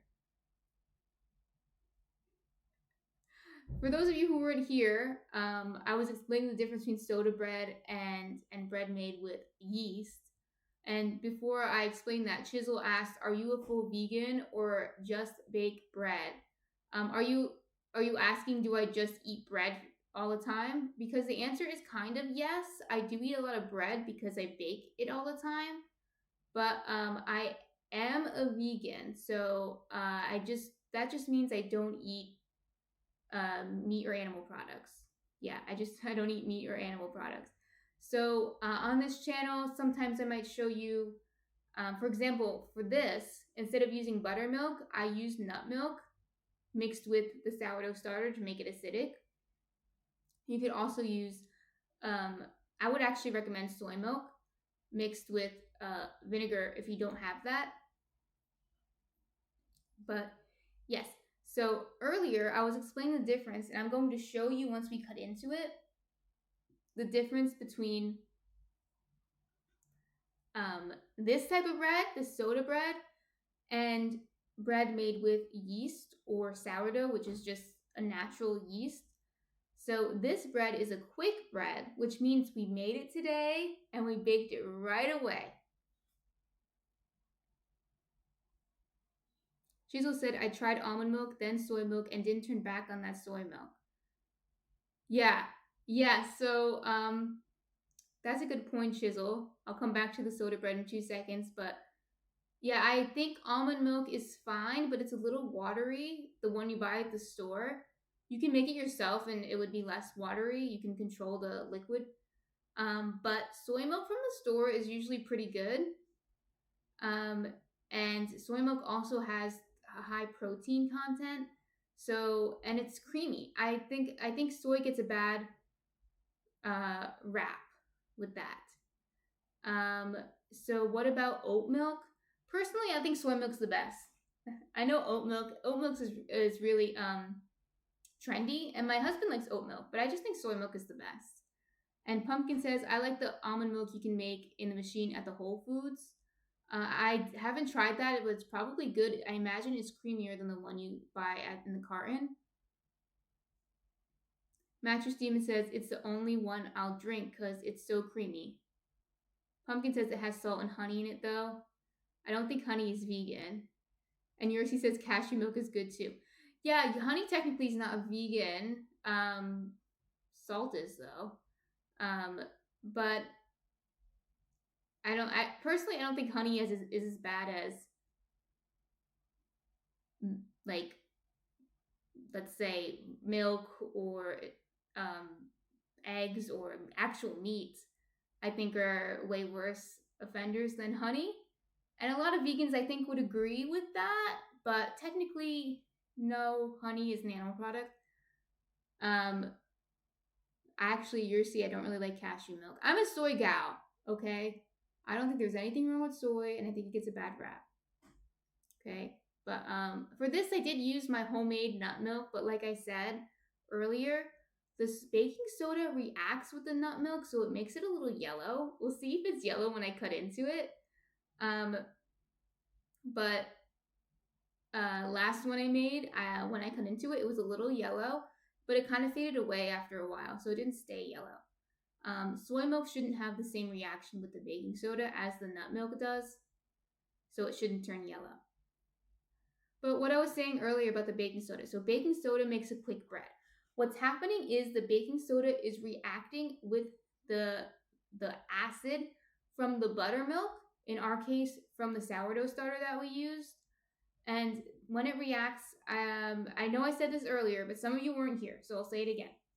When baking soda reacts to the vinegar, or any acid, I don't know if you clean your house with baking soda and vinegar. I know it's a common cleaning agent. If you put a vinegar into a cup and add a baking soda to it, it'll bubble up. You can even try it like as a science experiment. It'll bubble up. So the baking soda, when it reacts to the vinegar, it bubbles up. And that's what we want to happen inside of our bread. We want it to bubble up so it makes the bread rise. The thing is, it does it quick, right? It does it as soon as you add it. So that's why you need to kind of get it quickly into the oven, or it's not going to rise as much. So we did need this a little bit, but we didn't really need it too much because I didn't want to waste too much time, because then we won't get as much of a rise. So that's why it's called a quick bread, because it's literally quick. Whereas when I make the sourdough with you, usually I don't even show you the baking stage unless I sometimes have time to stream the next day, because usually it takes all day for it to rise. It's off time. I'm not doing anything I'm doing other things. I'm not doing anything with the bread while it's rising. So it's hands off, but you have to wait for it to rise. Chisel says soy milk fixes everything, but what you use looks good anyway. Yes, soy milk is good. I like soy milk. I didn't use soy milk because the soy milk that we have is sweetened and vanilla flavored, because that's the one my husband likes, and my husband is the milk.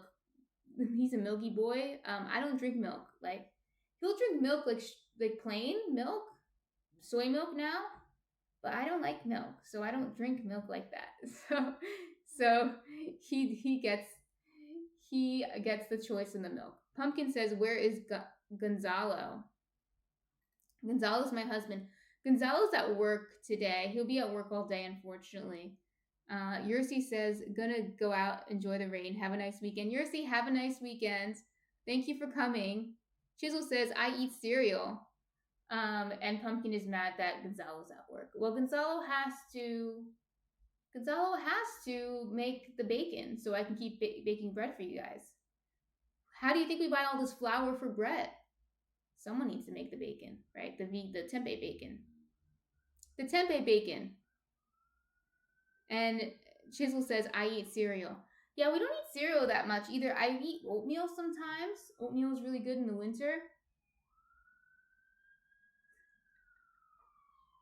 Oatmeal is really good in the oatmeal is really good in the winter, but I don't even put milk in it anymore. I just put water and then I add peanut butter to make it creamy. And Pumpkin said, "You almost slipped, lady." Yeah, I almost slipped. Yeah, everyone would have seen right through that because I said the word bacon. Yeah. It's kind of crazy though. Online. I'm sure some of you in the chat, I know some of you are vegan in the chat. You might have seen it with more popular vegan influencers sometimes get accused of not being vegan. And it might be for something silly like that, like using a turn of phrase that has a meat term in it, like bacon. Like someone's got to bring home the bacon, the tempeh bacon in this case. But you've seen it before, I'm sure. It's kind of silly. But yes, he's bringing home the tempeh bacon, which is delicious.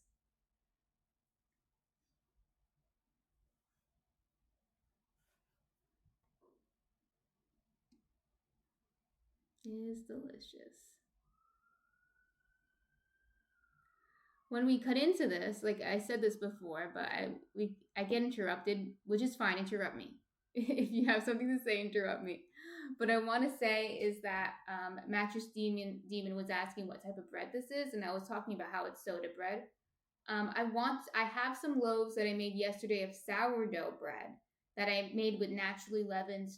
Waited the whole time for it to rise and stuff like that. Chisel says interruption. Thank you. Mattress Demon says sourdough is my favorite. I also love sourdough. That's why I bake sourdough all the time. But I want to show you the different texture and to show you why somebody might choose to make sourdough, even though it takes all day, versus soda bread, even though soda bread takes an hour or so, right? It takes like 15 minutes to mix, maybe, and then 45 minutes in the oven. So it's like maybe an hour. Whereas sourdough is going to take, depending on your method, it might take like 24 hours to make. Mostly hands-off time, but you have to wait for it to rise and stuff like that. But yes, Mattress Demon, I also love sourdough. It's almost cooled. It's still a little warm, so I'll wait a few more minutes. Is anyone doing anything fun this weekend? Oh, Mattress Demon, my last baking production job was in a vegan bakery. Their recipes were I was going Mattress Demon. I was going to ask if you had any suggestions or any good tips you learned from working at the bakery, but then you just said their recipes were yuck. So that's really interesting to me. So what was yuck about their recipes? Shizzle said for some reason it said vegan sourdough, gave me a shock. I mentioned in the title that's vegan sourdough. Most sourdough is actually vegan, but the Irish soda bread usually has milk in it, so that's why I mentioned that. Chisel says, I was like, did I get it wrong this whole time? Sorry, Chisel. No, I mentioned it was vegan and sourdough because Irish soda bread usually has milk in it and sometimes eggs too, but definitely milk. It has buttermilk in it. So the Irish soda bread is a veganized version of it, and also sourdough version of sourdough discard. I should say sourdough discard version of soda bread. But yes, most sourdough, like the bowls and stuff that you get at the bakery, are vegan. Yes, so don't worry about that. But Mattress Demon says they mostly made dessert stuff and it was just all yuck. But the one thing they did that was smart was using potato starch and rice starch. That helps a lot. Okay, I don't usually use starches. Was it gluten free too? Because if it was gluten free, then I see why they use the starches. Yeah. Okay, Mattress Demon. That's why it was yuck. Okay, I'm laughing. I make vegan gluten free things all the time. I made vegan gluten free um, cornbread last week. That was really good. It was really easy to make gluten free though because most of the flour was already corn, which is gluten free anyway. So I just had to replace the secondary flour with buckwheat, and that was fine.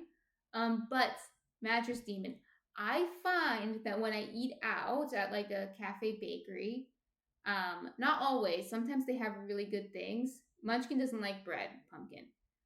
But Mattress Demon and everyone else, sometimes they have really good things at these bakeries that are vegan and gluten free. I've had them, like gluten free vegan muffins. I've had them. But usually, if it's vegan and gluten free, it's not that good. Usually, something's off with it. I've had a lot of bad gluten free desserts. A lot of good ones too, but a lot of bad ones. So I can imagine. There was this one place that we went to. It was actually at a farmer's market. I'm not going to put them on blast, but it was at a farmer's market, not in Bayonne, somewhere else. And it was all vegan and all gluten free. And we tried some of their treats, and it was like very health focused, which is okay. I like healthy treats too, but I don't think they used sugar. I think they might have used stevia or monk fruit because as soon as I tried, I don't know what it was. A cookie, I have no idea what it was. Oh, it was a cinnamon roll, but the cinnamon roll was not a cinnamon roll at all. It was just not even close, and it tasted disgusting. Yes, pumpkin. You can taste. It's like I was like, it's not right. It's not. It's no sugar. So something was off with that one. Mattress Demon said Hindley likes bread. Pumpkin says she's lying. Munchkin likes bread. She just doesn't want to share. No, I'm not lying. Munchkin actually is very picky and won't eat the bread. So I'm not giving him bread. Chisel says, good thing dessert isn't my forte. Pumpkin says, I hate stevia and monk fruit. And Mattress Demon says, false news. Yeah. Yeah, I think it's hard to. So going back to what we're talking about with gluten free, the cinnamon roll. Yeah, if cinnamon rolls cinnamon rolls do need gluten. You can make a gluten free version. I'm sure you can whoop one up. But cinnamon rolls are a yeasted bread. You make them with yeast, not baking powder, and that's the tricky part. Anything that you make with yeast needs to form gluten in order to work. So you actually, when you make cinnamon rolls traditionally, you need the dough to build the gluten so it holds its shape. So that was probably just a bad choice. I think my husband picked that out, but that was really gross. He ate them. It was really gross. Um, in my experience making things gluten free, it's pretty easy or relatively easy to make a gluten free quick bread. Like to make the cornbread gluten free was okay. I made gluten free banana bread. That's okay. I make gluten free cookies. That's okay. Right? But when you get into like a yeast risen bread, like a sourdough, I've been having a lot of trouble trying to make something that's gluten free but still like up to my standards of goodness. Usually I'm just like, nope, it's not good. It needs gluten. The problem I told my friend the other day, the problem with gluten-free bread is that there's no gluten because bread really needs the gluten. Akshit Sony, let me know if that's how you pronounce your name, Akshit. Hi, sup. Welcome to the chat, Akshit. We were just talking about gluten. And we have this Irish soda bread here, which is almost cool, so I'll cut into it soon. And I know I mention this like almost every stream, but I think it's just so important. Yeah, so yeah, I'll talk about it again, Chisel. He's asking like, I forgot this gluten stuff. So yeah, Mattress Demon says it can be a requirement for celiacs. Yeah. So some people are allergic. Oh, Aksheet. How do you pronounce it? Let me know if there's a. I know you can't verbally tell me, but let me know if there's a way that'll make it easier for me to pronounce. Um, so some people are allergic to gluten. Like if you have celiac disease, you're allergic to gluten and you shouldn't eat it. Most people, it's fine to eat gluten. Most people, like 99% of people, can eat gluten and it's not bad for you. Gluten is actually the protein in the bread. So, and it's not just a byproduct of the bread. The gluten is not just something that happens to be in bread. It's something that's actually very important for the structure of the bread. When you're kneading the bread, you're actually forming the gluten. So, and when you're doing, and when you make like a sourdough and you don't knead it, but you do stretch and folds, you're building the gluten. And when you build the gluten, it helps form the structure of the bread so it holds its shape. So the gluten helps it hold its shape. With um, gluten-free bread, you have to just you have to add um, you know, fillers like xanthan gum, or I add psyllium husk to it to try to make it hold its shape. Or, you know, you might have to add starch to it, like Mattress Demon was talking about adding starch to it. Chisel says, I just eat, it tastes good, it's for me. Yeah, most people are like that, which is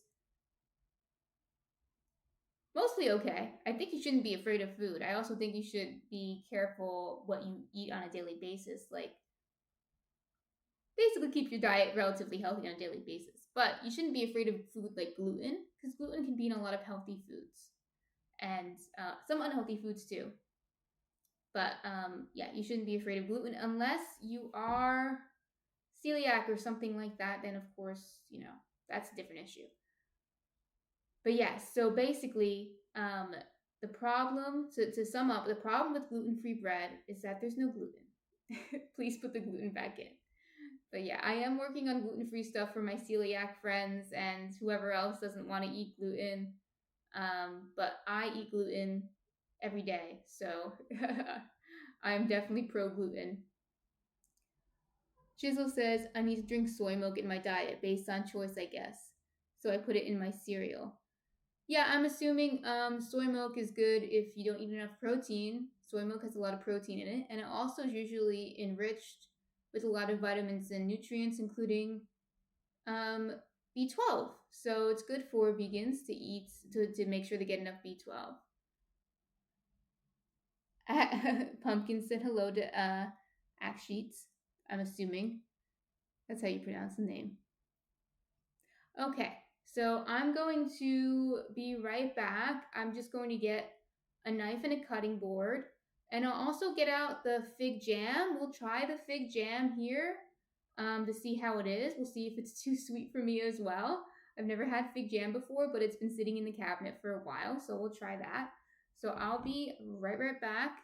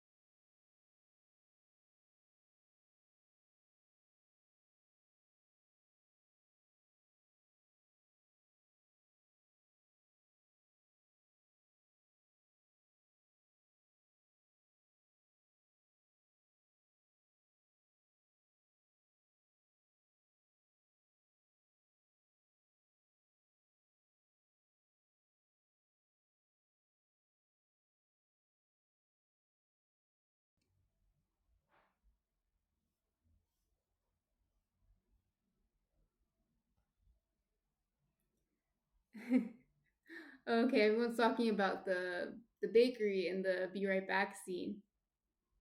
I did find it on Etsy.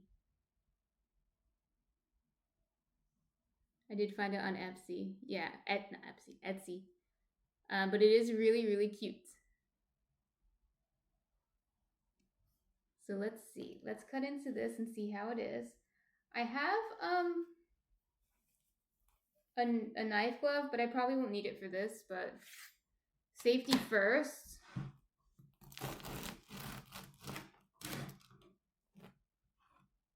So you can tell it's a little yellow that's from the baking soda reacting with the nut milk, but it will fade away. I'm not sure exactly why.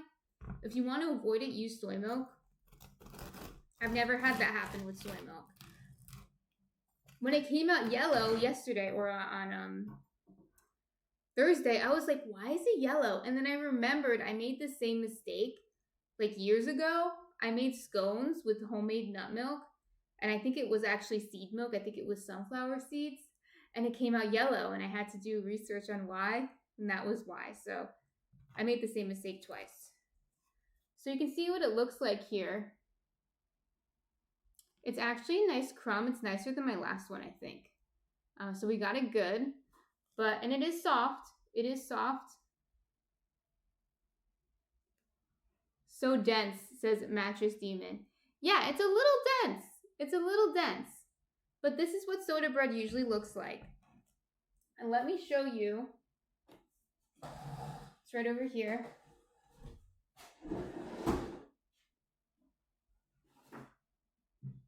I'll show you this one. This is a good comparison because it's also made with whole wheat.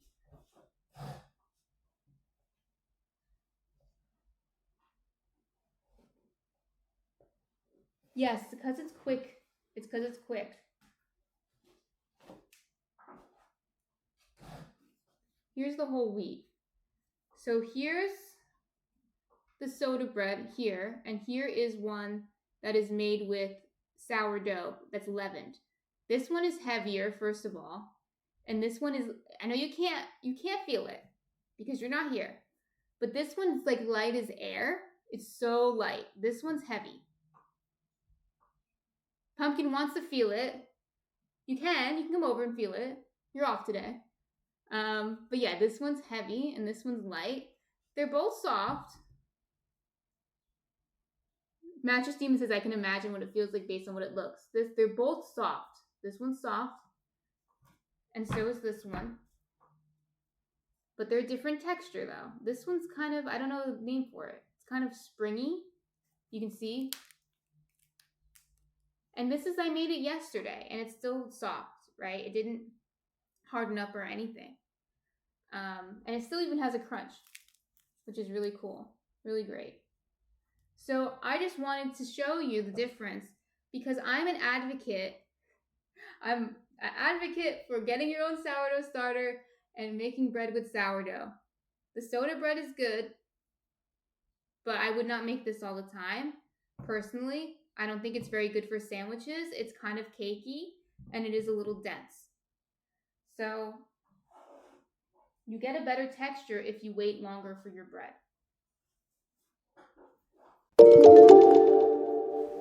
Thank you, Zenfile. That might be incorrect, so correct me in the chat if you feel inclined. And introduce yourself in the chat. Can you show us the difference between the breads and Munchkin? Munchkin's the cat, and he's fluffy, and he's heavier than the bread. He's 8 pounds, but he is skinny, unfortunately. Chisel says, any tips for a sandwich? What do you put in them? When I'm done, you can see.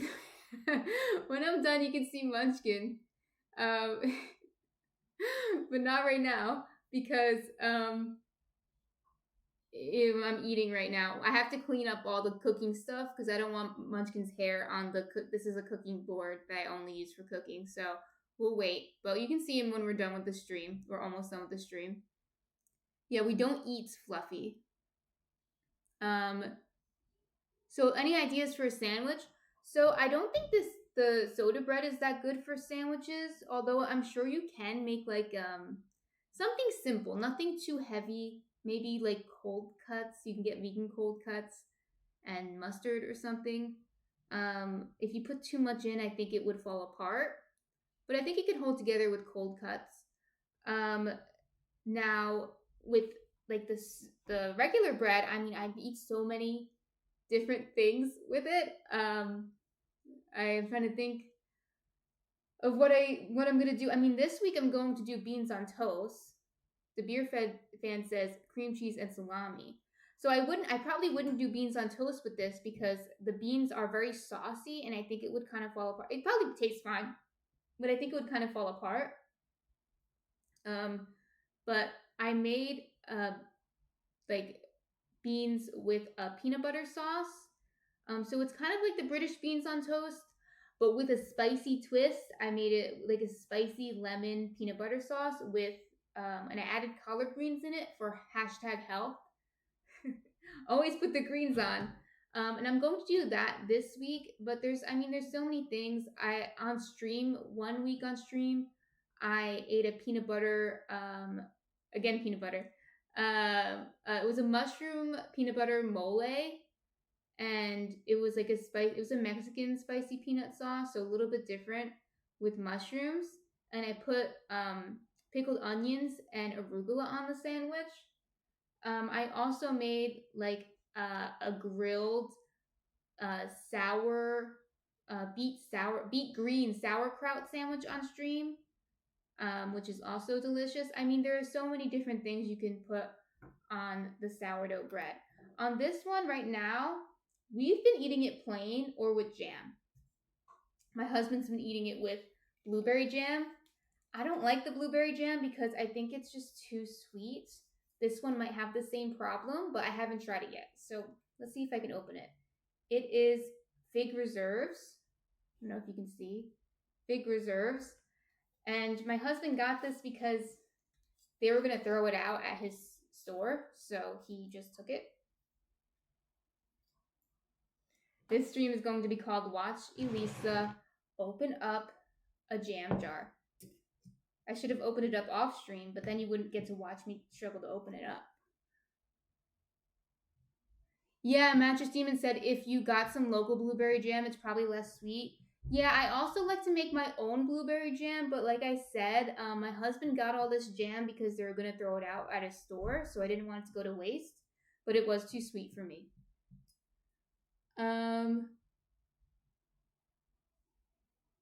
Chisel made a delicious sandwich with sauerkraut, but I forgot the recipe. Yeah, it's really good. It's easier with a spoon? I have to try that. If I can't open it, I'll go get up and get a spoon. So you use the spoon like this and it's easier? Oh, I got it. Got it. So let's see.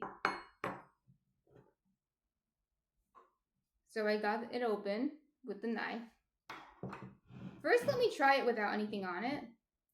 The thing with the soda bread is it has a pretty thick crust, and I kind of like that. That's one thing I like about the soda bread. It's crunchy.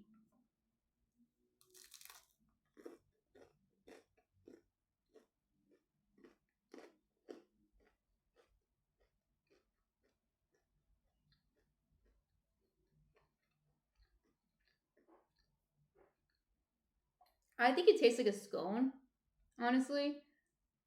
It kind of looks like a scone, too.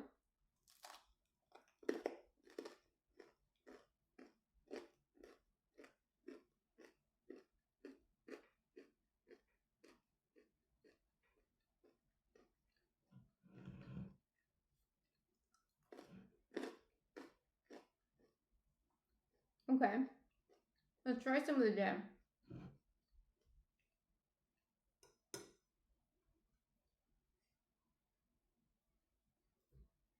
Has anyone had fig jam before? I've never had it. It sounds good because I like figs.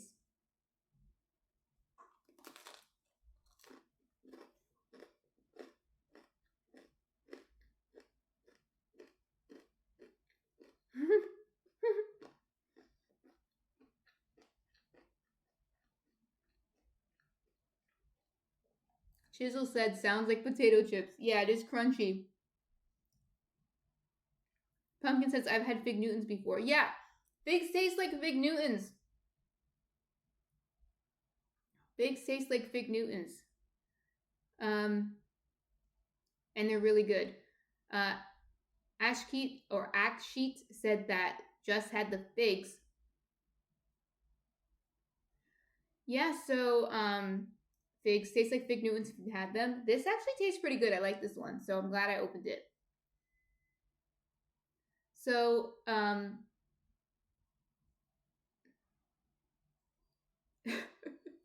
Pumpkin is going to be streaming tonight at 8 p.m.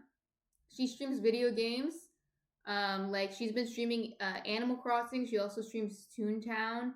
If you're interested, I might be in her stream if I'm usually there. Like sometimes I'm lurking, but sometimes I'm also typing in the stream, so you might see me there.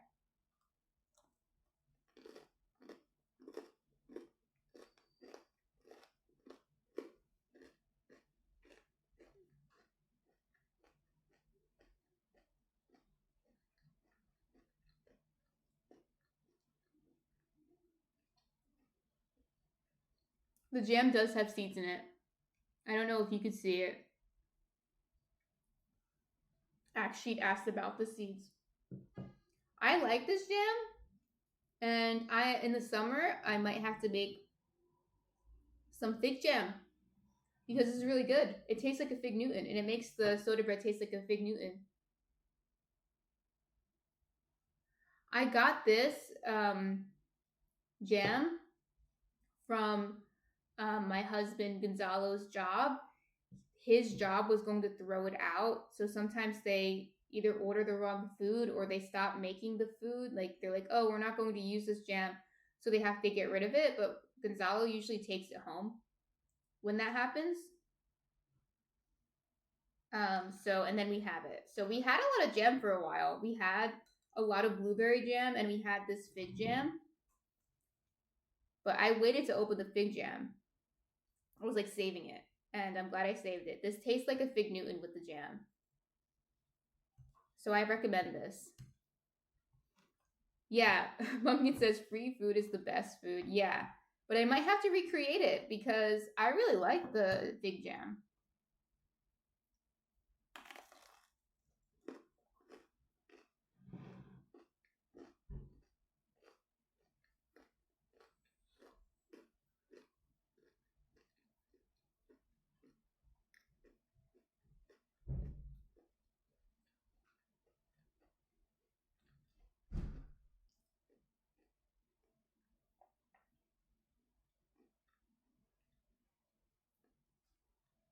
So how's everyone's week going?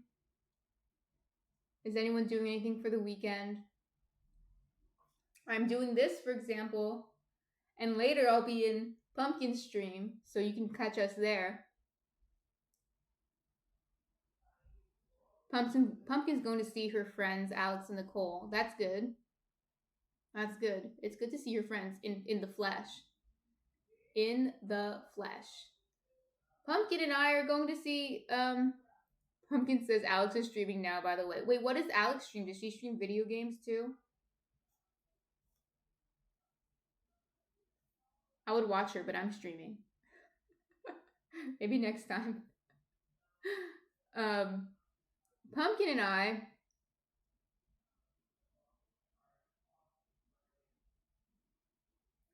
Oh, okay. Okay.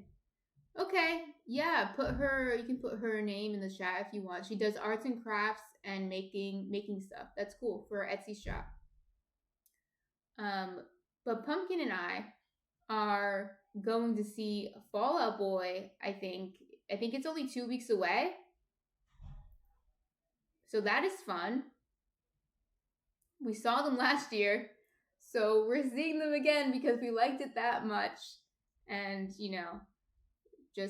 just gotta see them as many times as we can. And Pumpkin has a clear purse for us. Is anyone going to any concerts or went to any concerts recently? Or maybe you guys aren't concert goers? I mean, I used to go to a lot of concerts when I was younger, like teenager, early 20s. Now not as much, but can't resist the classics. Can't resist the Fall Out Boy concert.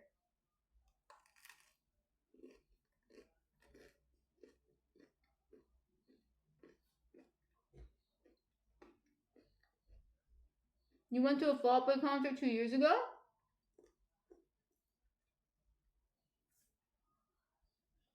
The Bear fan? Because I've heard this actually from a lot of people, well, at least like online. I've heard a lot of people say that they didn't think it was a big deal to go to a Fall Out Boy concert because I guess they have like a reputation. This is a broader conversation about like things that girls like.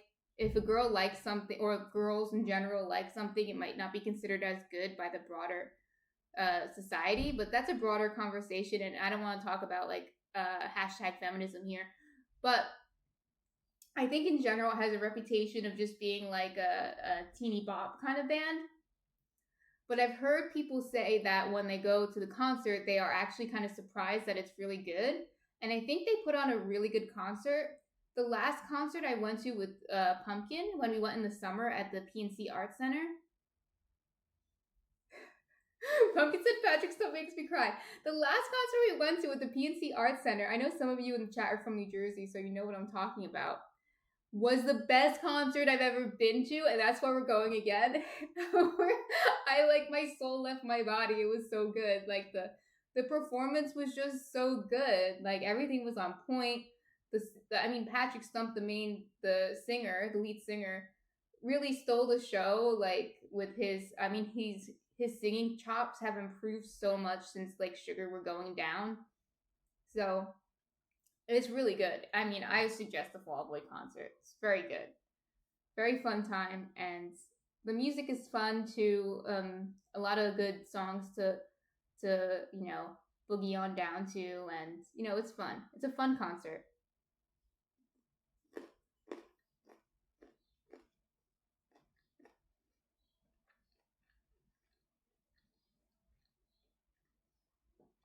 What's funny though is that my husband's coming with me this time, with us.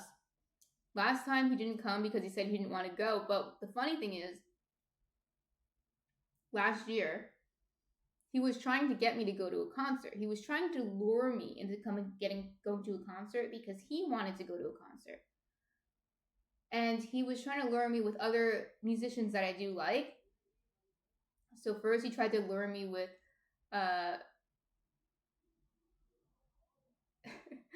yeah, the Bear fan says that, yeah, Patrick Stump did lose a lot of weight during that hiatus like 10 years ago. Good for him. But I didn't freak out. I knew it was the same person. I guess he did look a lot different though. But I could tell it was still him, just that he lost weight, which is good for him.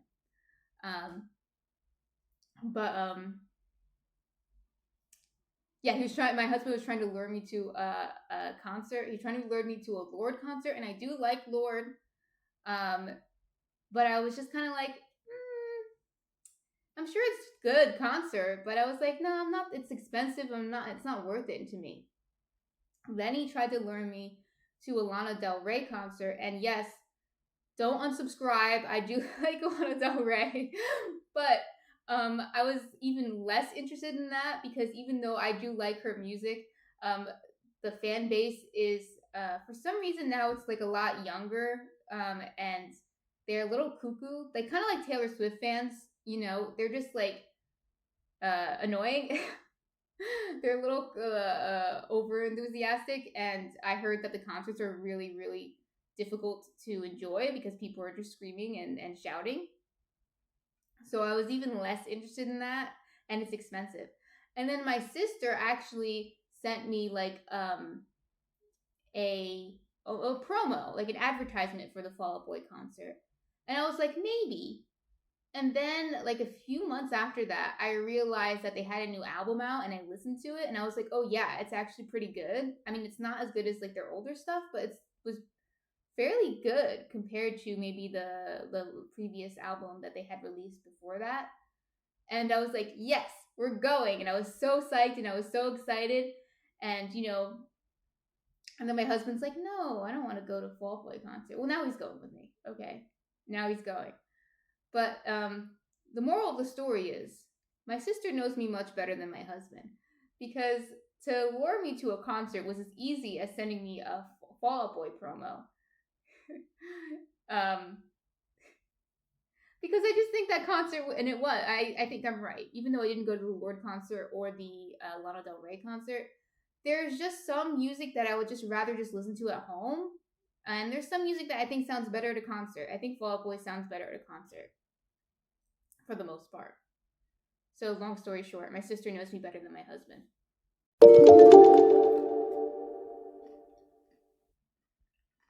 Thank you for the follow.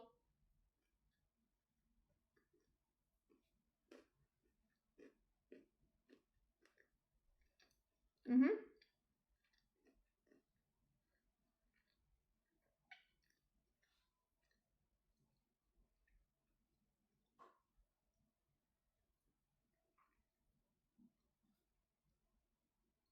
Anyone else have any stories like that?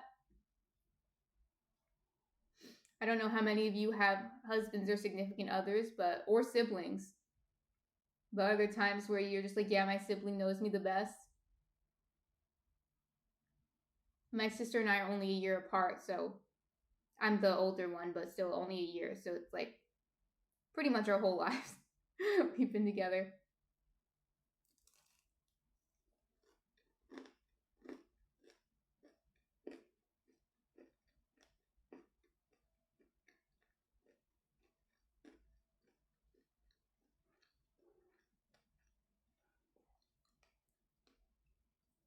Yes, my sister knew me longer.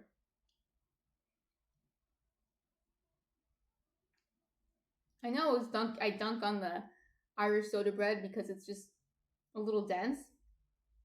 It's just different than like naturally leavened bread, but it does taste like a fig Newton if you put fig jam on it. So I'm really into this right now. It's like a healthier fig Newton. Even though I don't know how much sugar is in a regular fig Newton compared to this jam. Who knows, it might be equal. Oh, actually, 11 grams of added sugar per tablespoon is quite a bit. So maybe it's not a healthier fig Newton, but either way, it tastes like a fig Newton, so I'm not mad at it.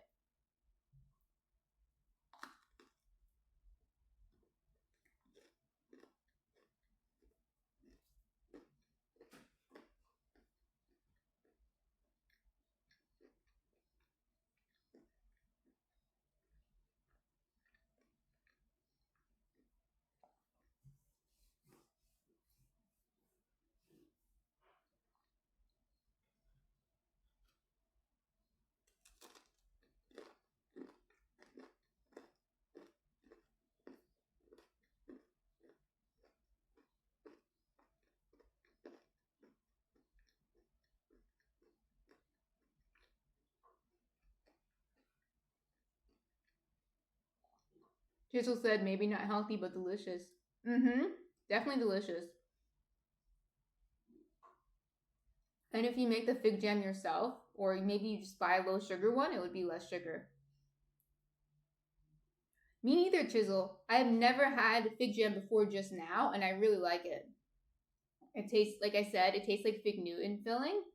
So I think I might have to recreate it with a little less sugar. I don't know. I think it's delicious. I don't, so not that it's that important, but fun fact, I actually don't really like fresh figs that much. I do like dried figs quite a lot. And I like this. So, but for some reason, the texture of fresh figs is a little weird. Maybe because I'm used to it being a fig Newton. Actually, it says, I love those. Actually, I'm assuming you're just more used to it because I never had figs as a kid. But I did have fig Newtons, which are cookies. If you don't know, they're cookies. They're like shortbread. I think it's like a shortbread cookie with a very thick, almost like a fig jam, like a fig. I think it is a fig jam. I'm not sure, but it's very thick on the inside. And it tastes like fig. So once you eat an actual fig, is say you grow up eating fig Newtons. Oh, so the beer fan had a fig tree. I also have a fig tree right here, but it doesn't have figs on it yet. It is growing though, which maybe I'll show you before we end the stream. But I never had. If you grow up eating like fig Newtons and then you're just like used to that taste, and then you eat a fig does taste like a fig Newton. So at least the fig Newtons got that right. But the texture of the fig is weird to me. But I do like them dried, and I like this. So yeah, I might have to get some figs and make this. I really like it. Or if my fig tree grows figs, which it won't. It's still a baby.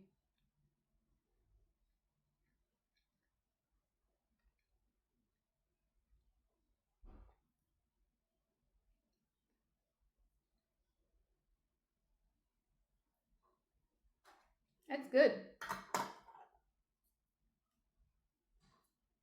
I might eat more of that later. It's actually really good. So, Chisel says, okay, that might be all for me tonight. Okay, I'm assuming it's night. Oh, you're in Australia. Okay, good night, Australia. Yeah, we won't stream for too much longer, so you won't miss out too much. I'll see you later. So, yeah, we are almost done. We've baked the bread. We tried the bread. So yeah. So, but if you want to try this Irish soda bread for St. Patrick's Day or for another time, I am going to post the recipe. It is good, so I don't want to tell you that it's not good. That wasn't the point of this stream, to tell you that it's not good. But I did want to emphasize that you do get a different texture when you try to make bread quickly. Making bread quickly results in a different texture, a different type of bread. So you can do it. Because for those of you who were here later, came in later, I was talking earlier about how a few weeks ago I had somebody ask me, is there a quicker way to make bread compared to, like, say, what I usually do, which takes, like I said, all day. And I said there are soda breads. And I told her that I would show you how to do it. And it's the perfect time to show you how to do it because of St. Patrick's Day is on the way. So this is if there's a time, it's now to show you how to do it. The beer fan says, have you followed Data Eats? She got busy in real life, it looks like, so she doesn't stream anymore. No, I don't follow her. If she starts streaming again, you can let me know. I'm assuming she streams food content. I did start following an Australian couple called, I think the Friendly Cooks or something like that, and they're a vegan couple from Australia, and they cook a few times a week. I don't always watch it, but I see that they're on. Yeah, but sometimes my husband watches it and chats with them, which is so funny. My husband's a little funny. But yeah, so the point wasn't to tell you not to make it. If you want to try to make it, I think you should try to make it. It is still delicious, but it is going to be different. And of course, I'm an advocate for making sourdough. I think making sourdough is such a rewarding experience, and I do think that you're not going to replicate the texture in another way. Or at least with yeast. At least with yeast, try with yeast, because yeast will get you a better bread in terms of the texture compared to this. This is good, but it tastes good with jam. Like I said, it tastes like a cookie with jam. But it is more of a scone texture, somewhere in between a scone and bread and a muffin or something like that. Munchkin is stretching. Look at that. The beer fan says, real healthy foods. We have made a lot of stuff from her Instagram. She gives the recipes. Made a date almost tastes like a Snickers bar.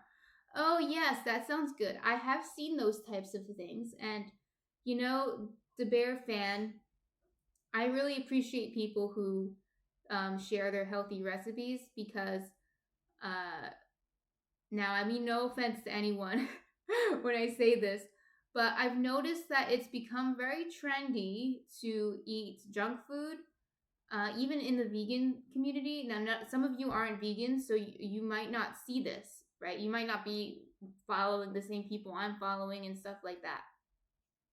But let's say in the 90s and 2000s, what was really in was like the kind of crunchy vibe where they would make Snickers bars out of dates and things like that. Sometimes they took it a little too far, and people complained that it was like, maybe toxic to focus on the health of the food too much and stuff like that. But now I think I see the opposite extreme where I see people, veganizing like fast food, but not necessarily making it a healthier version. Like sometimes you see they veganize fast food and they make a healthier version, and I appreciate that. But sometimes they just deep fry everything. I've seen that a lot.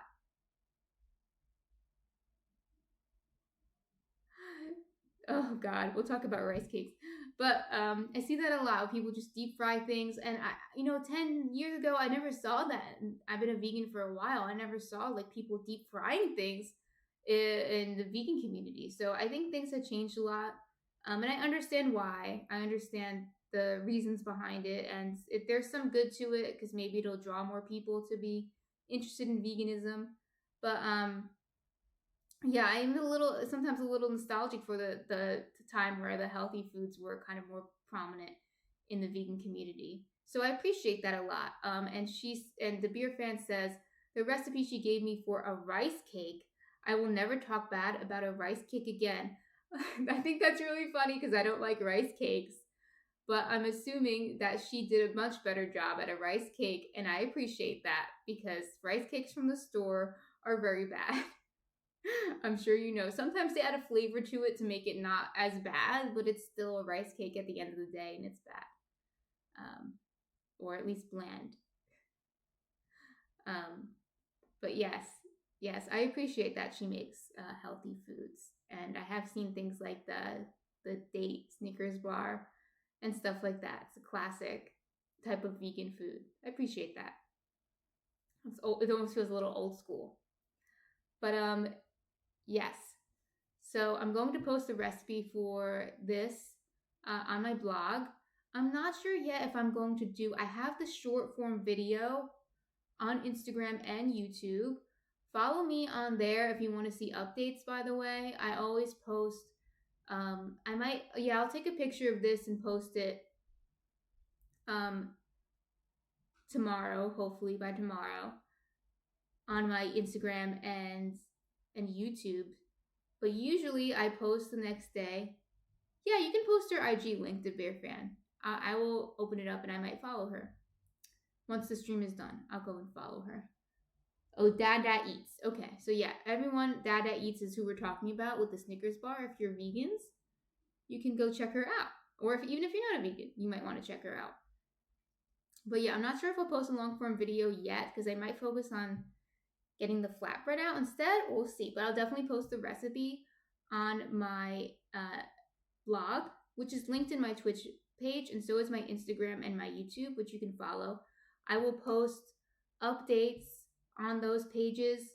Right now on Twitch, I'm not an affiliate yet, so I can't post updates on my Twitch page. I'm pretty sure once I become an affiliate, I'll have more access to do things like that. But for now, I post updates on my Instagram and YouTube of when I'll be streaming. I'll post when my recipes are up. I'll post when I post new videos. And usually the next day on Sunday, so usually I stream on Saturday, so on Sunday, I post pictures of the bread that we made the previous day. So if, for example, next week when I make the mango bread, I'm not going to bake it on stream with you. I'm going to make the dough on stream with you, and then I'm going to show you what it looks like once it's baked, based on the bread I made the previous day.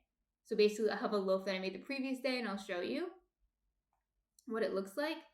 But then the next day, I'm going to bake the loaf that we made together. So then I'll post a picture of that so you see what our loaf looks like. So yeah, so if you're following me on Instagram and YouTube, I'll do that.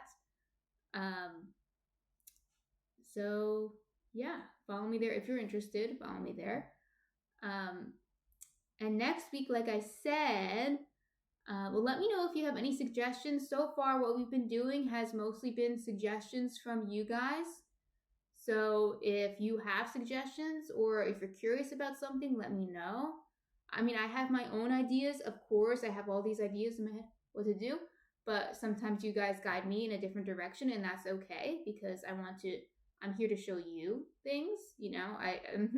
I'm not here to gratify my own ego. I'm here to show you some things. So, like the soda bread was a suggestion, and also next week we're making mango bread, and that was also a suggestion. Mango bread is also one of my favorite things. So, my favorite types of bread. So that's going to be fun. It's going to be a naturally leavened bread. So we're going back to the sourdough and fermentation. And it's going to have pieces of mango in it. So it's not a sweetened bread or like a enriched bread. It's a lean dough, which means there's no added sugar or fat, but it has pieces of mango in the dough. Almost like a raisin bread where you have raisins in the dough. It has pieces of dried mangoes in the dough, and it's very delicious. So I'll show you how to do that next week on. Oh wait, this is where the updates come in. I was going to say on Saturday, but I believe that Saturday I will be away on Saturday, so I will move the stream to Sunday, same time, same place on Sunday. So it'll be the same thing, just on a Sunday instead of a Saturday. Things just will get moved back, but that's okay. So yes, but I'll post that update. I'll post it on my Twitch under my the panels. I'll put it under schedule, but I'll also post it on Instagram and on YouTube. So you'll see that the days have changed. Are there any suggestions or comments or feedback on anything? I see that we have. I'll open this up. Thank you for sharing. Data Eats. Pancakes question. The bear fan question. Yeah, that's actually a good one, Brooke. Pancakes.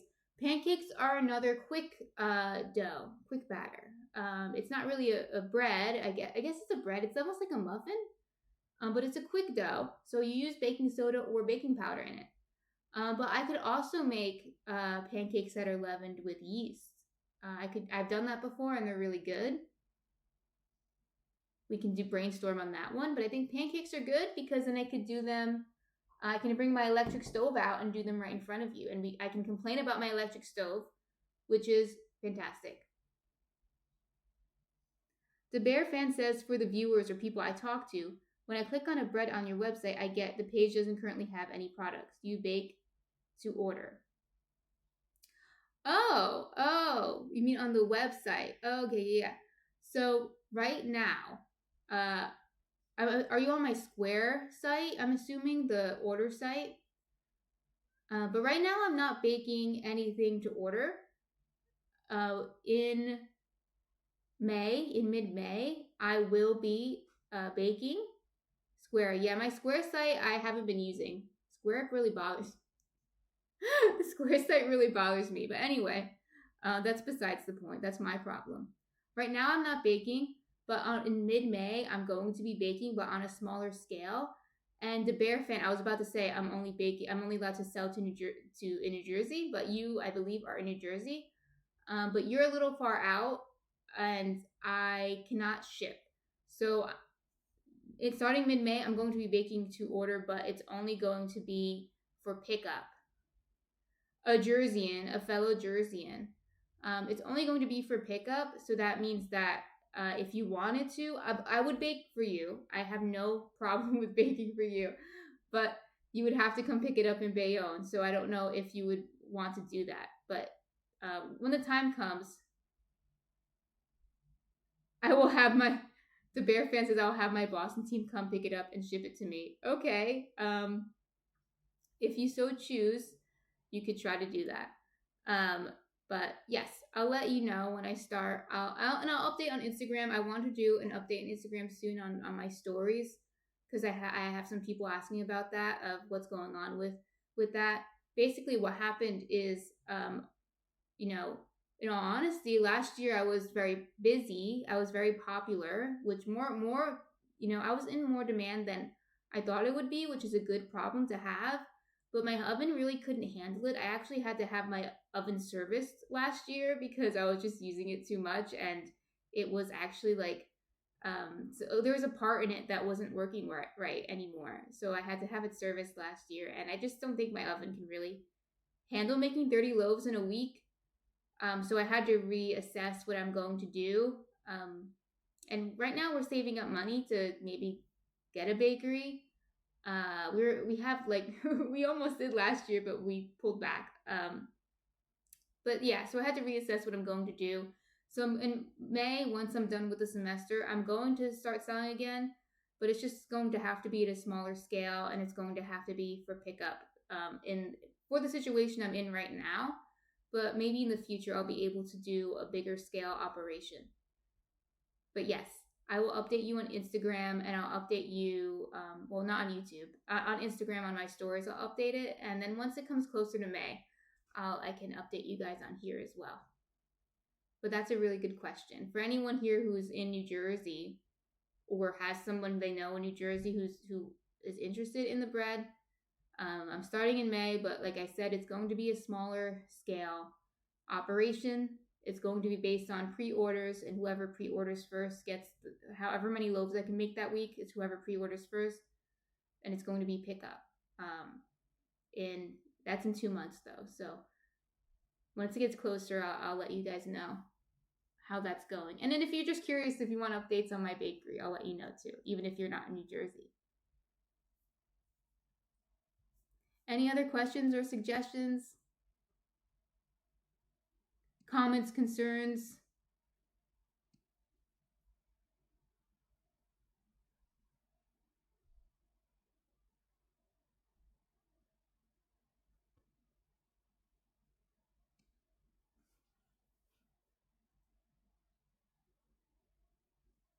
Okay, everyone. Well, thank everyone for coming and spending Saturday morning with me and making soda bread with me. Like I said, next week we're going back to our fermentation schedule. Fermentation schedule. We're going back to fermentation time, and then we're going to switch to Sunday instead of Saturday. I'll update that on Twitch, and I'll also update that on my Instagram and YouTube. The Bear Fan, you're welcome for sharing my my time and bread with you. It's my pleasure because I love bread so much, and I love making I love making bread almost as much as I love eating it. Arshad says hi happy. Oh, welcome Arshad. I'm not sure if you did you just get here because we're about to leave, but thank you for coming. I'll show you what we did today since I think you just got here. We made this soda bread. I cut into it and ate some of it already. But a soda bread is just like a quick bread that you can make with baking soda. I'm going to update my recipe on my blog, which is jerseygirlbreadshop.com, if you're interested in a quick bread. But next week on Sunday morning, we're going to make a mango sourdough. So you should come then, and it's going to be great. Arshad asked if I make croissants. I have made croissants before. The thing is, believe it or not, Arshad, these hands are not very good with delicate things. I've had since I was a kid, like motor problems, and it takes me a lot of effort to get the shaping right of small things. So I have made croissants before, and they were delicious, but they were misshapen. So I'd have to have more practice with that before I showed you guys how to make it. Or you guys can just watch me make misshapen croissants. You guys probably would like that. You'd think it's funny. But yeah, that I have made croissants in the past. And the Bear Fan says, that is my problem. I love bread so much it might become a problem. Yeah, I was about to say, like, I love making bread almost as much as I love eating it. Like, the process of making bread, especially the long form sourdough, is just so much fun to me. So I love showing you guys how to do it, and I love making it. So yeah, next week we're making bun masca is my favorite, Arshad said. I'm not sure I know what that is. Is that an Indian bread? Bun maska? I'll have to look it up. You teach me something new. You guys teach me something new every day. So I'll look up bun maska. Type it in now so I don't forget. Okay, is it like a bun? Like a pav? Breakfast snack. Okay. I'll look into that. Yes, Indian bakery item. Okay, I'll look into that. I always like learning new things. Always, always, always. But okay, yes. On Sunday we'll be making mango bread arshad for you who just came in. So come on Sunday morning. Also, before I leave, I'll just my shorter stream and the stream that isn't as like hopping as this stream, but it's still fun. Is my midweek toast stream. I think Arshad, you're usually there. Where I do on Wednesday, 1 p.m. Eastern time. I eat lunch. I show you what I put on my bread, and then I eat, and then I just chat with you for a few hours. So it's a shorter stream, and it's just kind of more casual. Not that this one is formal, but it's even more casual than this one. So you can come to that if you're interested as well. It's Wednesday at 1 p.m. But yeah, are there any other, I know Arshad, you just came in, but are there any other questions about what we did today, or like anything that I might have missed? The Bear Fan, we have a place here called House of the Rising Bun. I get in trouble in there. I really love the name of that bakery. I'm assuming it's a bakery. I love the name of that. So, I wish I thought, it's one of those things like, damn, I should have thought of that first. Or heck, I should have thought of that first. House of the Rising Bun. Okay. Yeah. That's really funny. Arshad says, I'm good. The Beer Fan says it's a bakery and sells all their baked goods as meals. So, like, they sell their baked goods as if it's a meal. I have to look into that. So, like, if you order a loaf of bread, do they slice it for you and serve it like it's a meal? Or they serve it with a meal. I think that's what you mean. Sandwiches, yeah. Okay, that's what I understand that now. That's awesome. That's awesome. And I'm sure it's good. I love local bakeries. That's what we do sometimes when we travel. We just go to bakeries just to compare everything and get ideas for when we open our own bakery as well. Yeah, that's kind of the situation that my husband and I wanted to open eventually, like a cafe bakery, because he runs a cafe now. He's a manager, and he always wanted to open up his own. So that's what we were going to do. And we are still going to do that, but it just might take a little longer than we anticipated because we decided to save some more money first and then try to finance ourselves more than get a loan. So that's what we want to hopefully soon. Hopefully not too long. We will do that. What's on the adult PB&J? Because that sounds delicious. I'm not a big J person, which is for jelly. It's peanut butter and jelly for those of you who maybe aren't from the US. Bacon jam. Oh, bacon jam. So that sounds really good.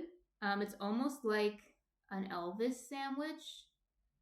I make something that's kind of like an Elvis sandwich, although I guess it's not. I guess it's not an Elvis sandwich, but I make peanut butter and mango grilled sandwiches.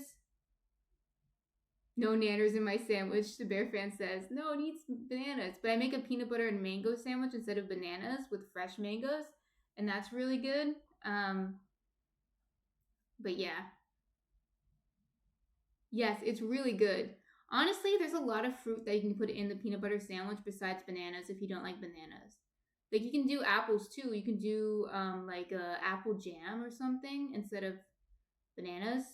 Like cooked down apples, slightly cooked down, not like apple sauce, but just slightly cooked down. And probably a lot of other ones too. I know I like the mango one. I do sometimes berries, like peanut butter and cranberries. If you like sour food, you might like that. Oh, I did promise Munchkin before we leave. So you know what? Before we leave, we still have time. It's not 11 yet. So I'm going to clean up very quickly and get Munchkin up here. That's Munchkin right there. So we can say hi to Munchkin really quick because I did promise Munchkin before we leave, and Munchkin just reminded me. So I'll be right back with Munchkin.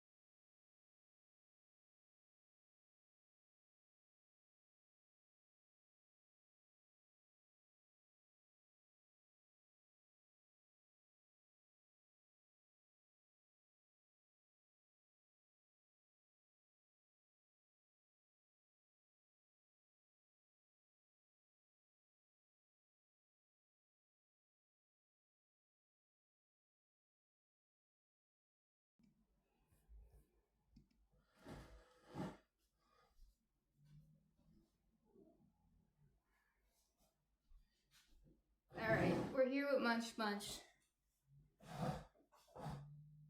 Munchkin, say hi. Say meow. No? He doesn't want to say hi. Munchkin is 15 years young, but he's a healthy boy. He has hyperthyroidism, but he takes his medicine every day. Unfortunately, he has to take medicine every day. But other than that, he's okay.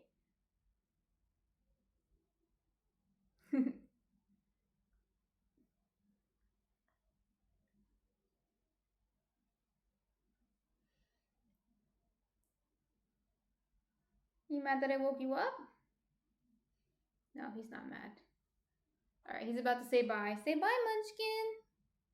Say bye. Yes, so if you can imagine, I'm going to give away my age now. He's 15, and I got him when he was a kitten. So he was 2 months old or something. When I was 16. So I've had him for half my life. Yeah, he's my little baby. All right, time to go? You're attached to me, though. Detach yourself. It's not my fault you're attached to me. There you go. All right. Do you hear myself? Yes. So that's Munchkin. Maybe you'll see him again in another stream. But it has to be after we're done baking because he cannot be next to the food ingredients because if you've had a cat, you know that they shed a lot. So he can't be next to the food. I like all your cat emojis. The bear fan. Okay, everyone. I know the bear fan's still here. I don't know who else is still here. But whoever's still here got to see Munchkin, so you win. I don't know what you win, but whatever it is, you do win. So I will see everyone on, well, if you choose to come, I'll see everyone on Wednesday or Sunday. I'll keep you posted on the Twitch page under the panels where it says schedule. And I'll also update it on Instagram and YouTube, so you'll see that there. Yeah, have a great weekend. Yeah, I haven't rated yet. I have to learn how to do that. Pumpkin did tell me I should do that. maybe soon I'll do that, but not today. And if you miss the streams, before I go, I'll just let you know if you miss the streams, it uploads on Twitch automatically for 7 days. It stays up for 7 days, and then I upload them on YouTube before the 7 days is up. Yeah, I know, but what does it do? I'll figure it out. Okay. I will see everyone on Wednesday. Have a nice weekend. And enjoy the beginning of your week. All right. Bye, everyone.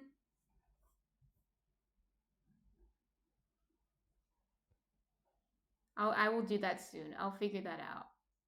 Bye, everyone.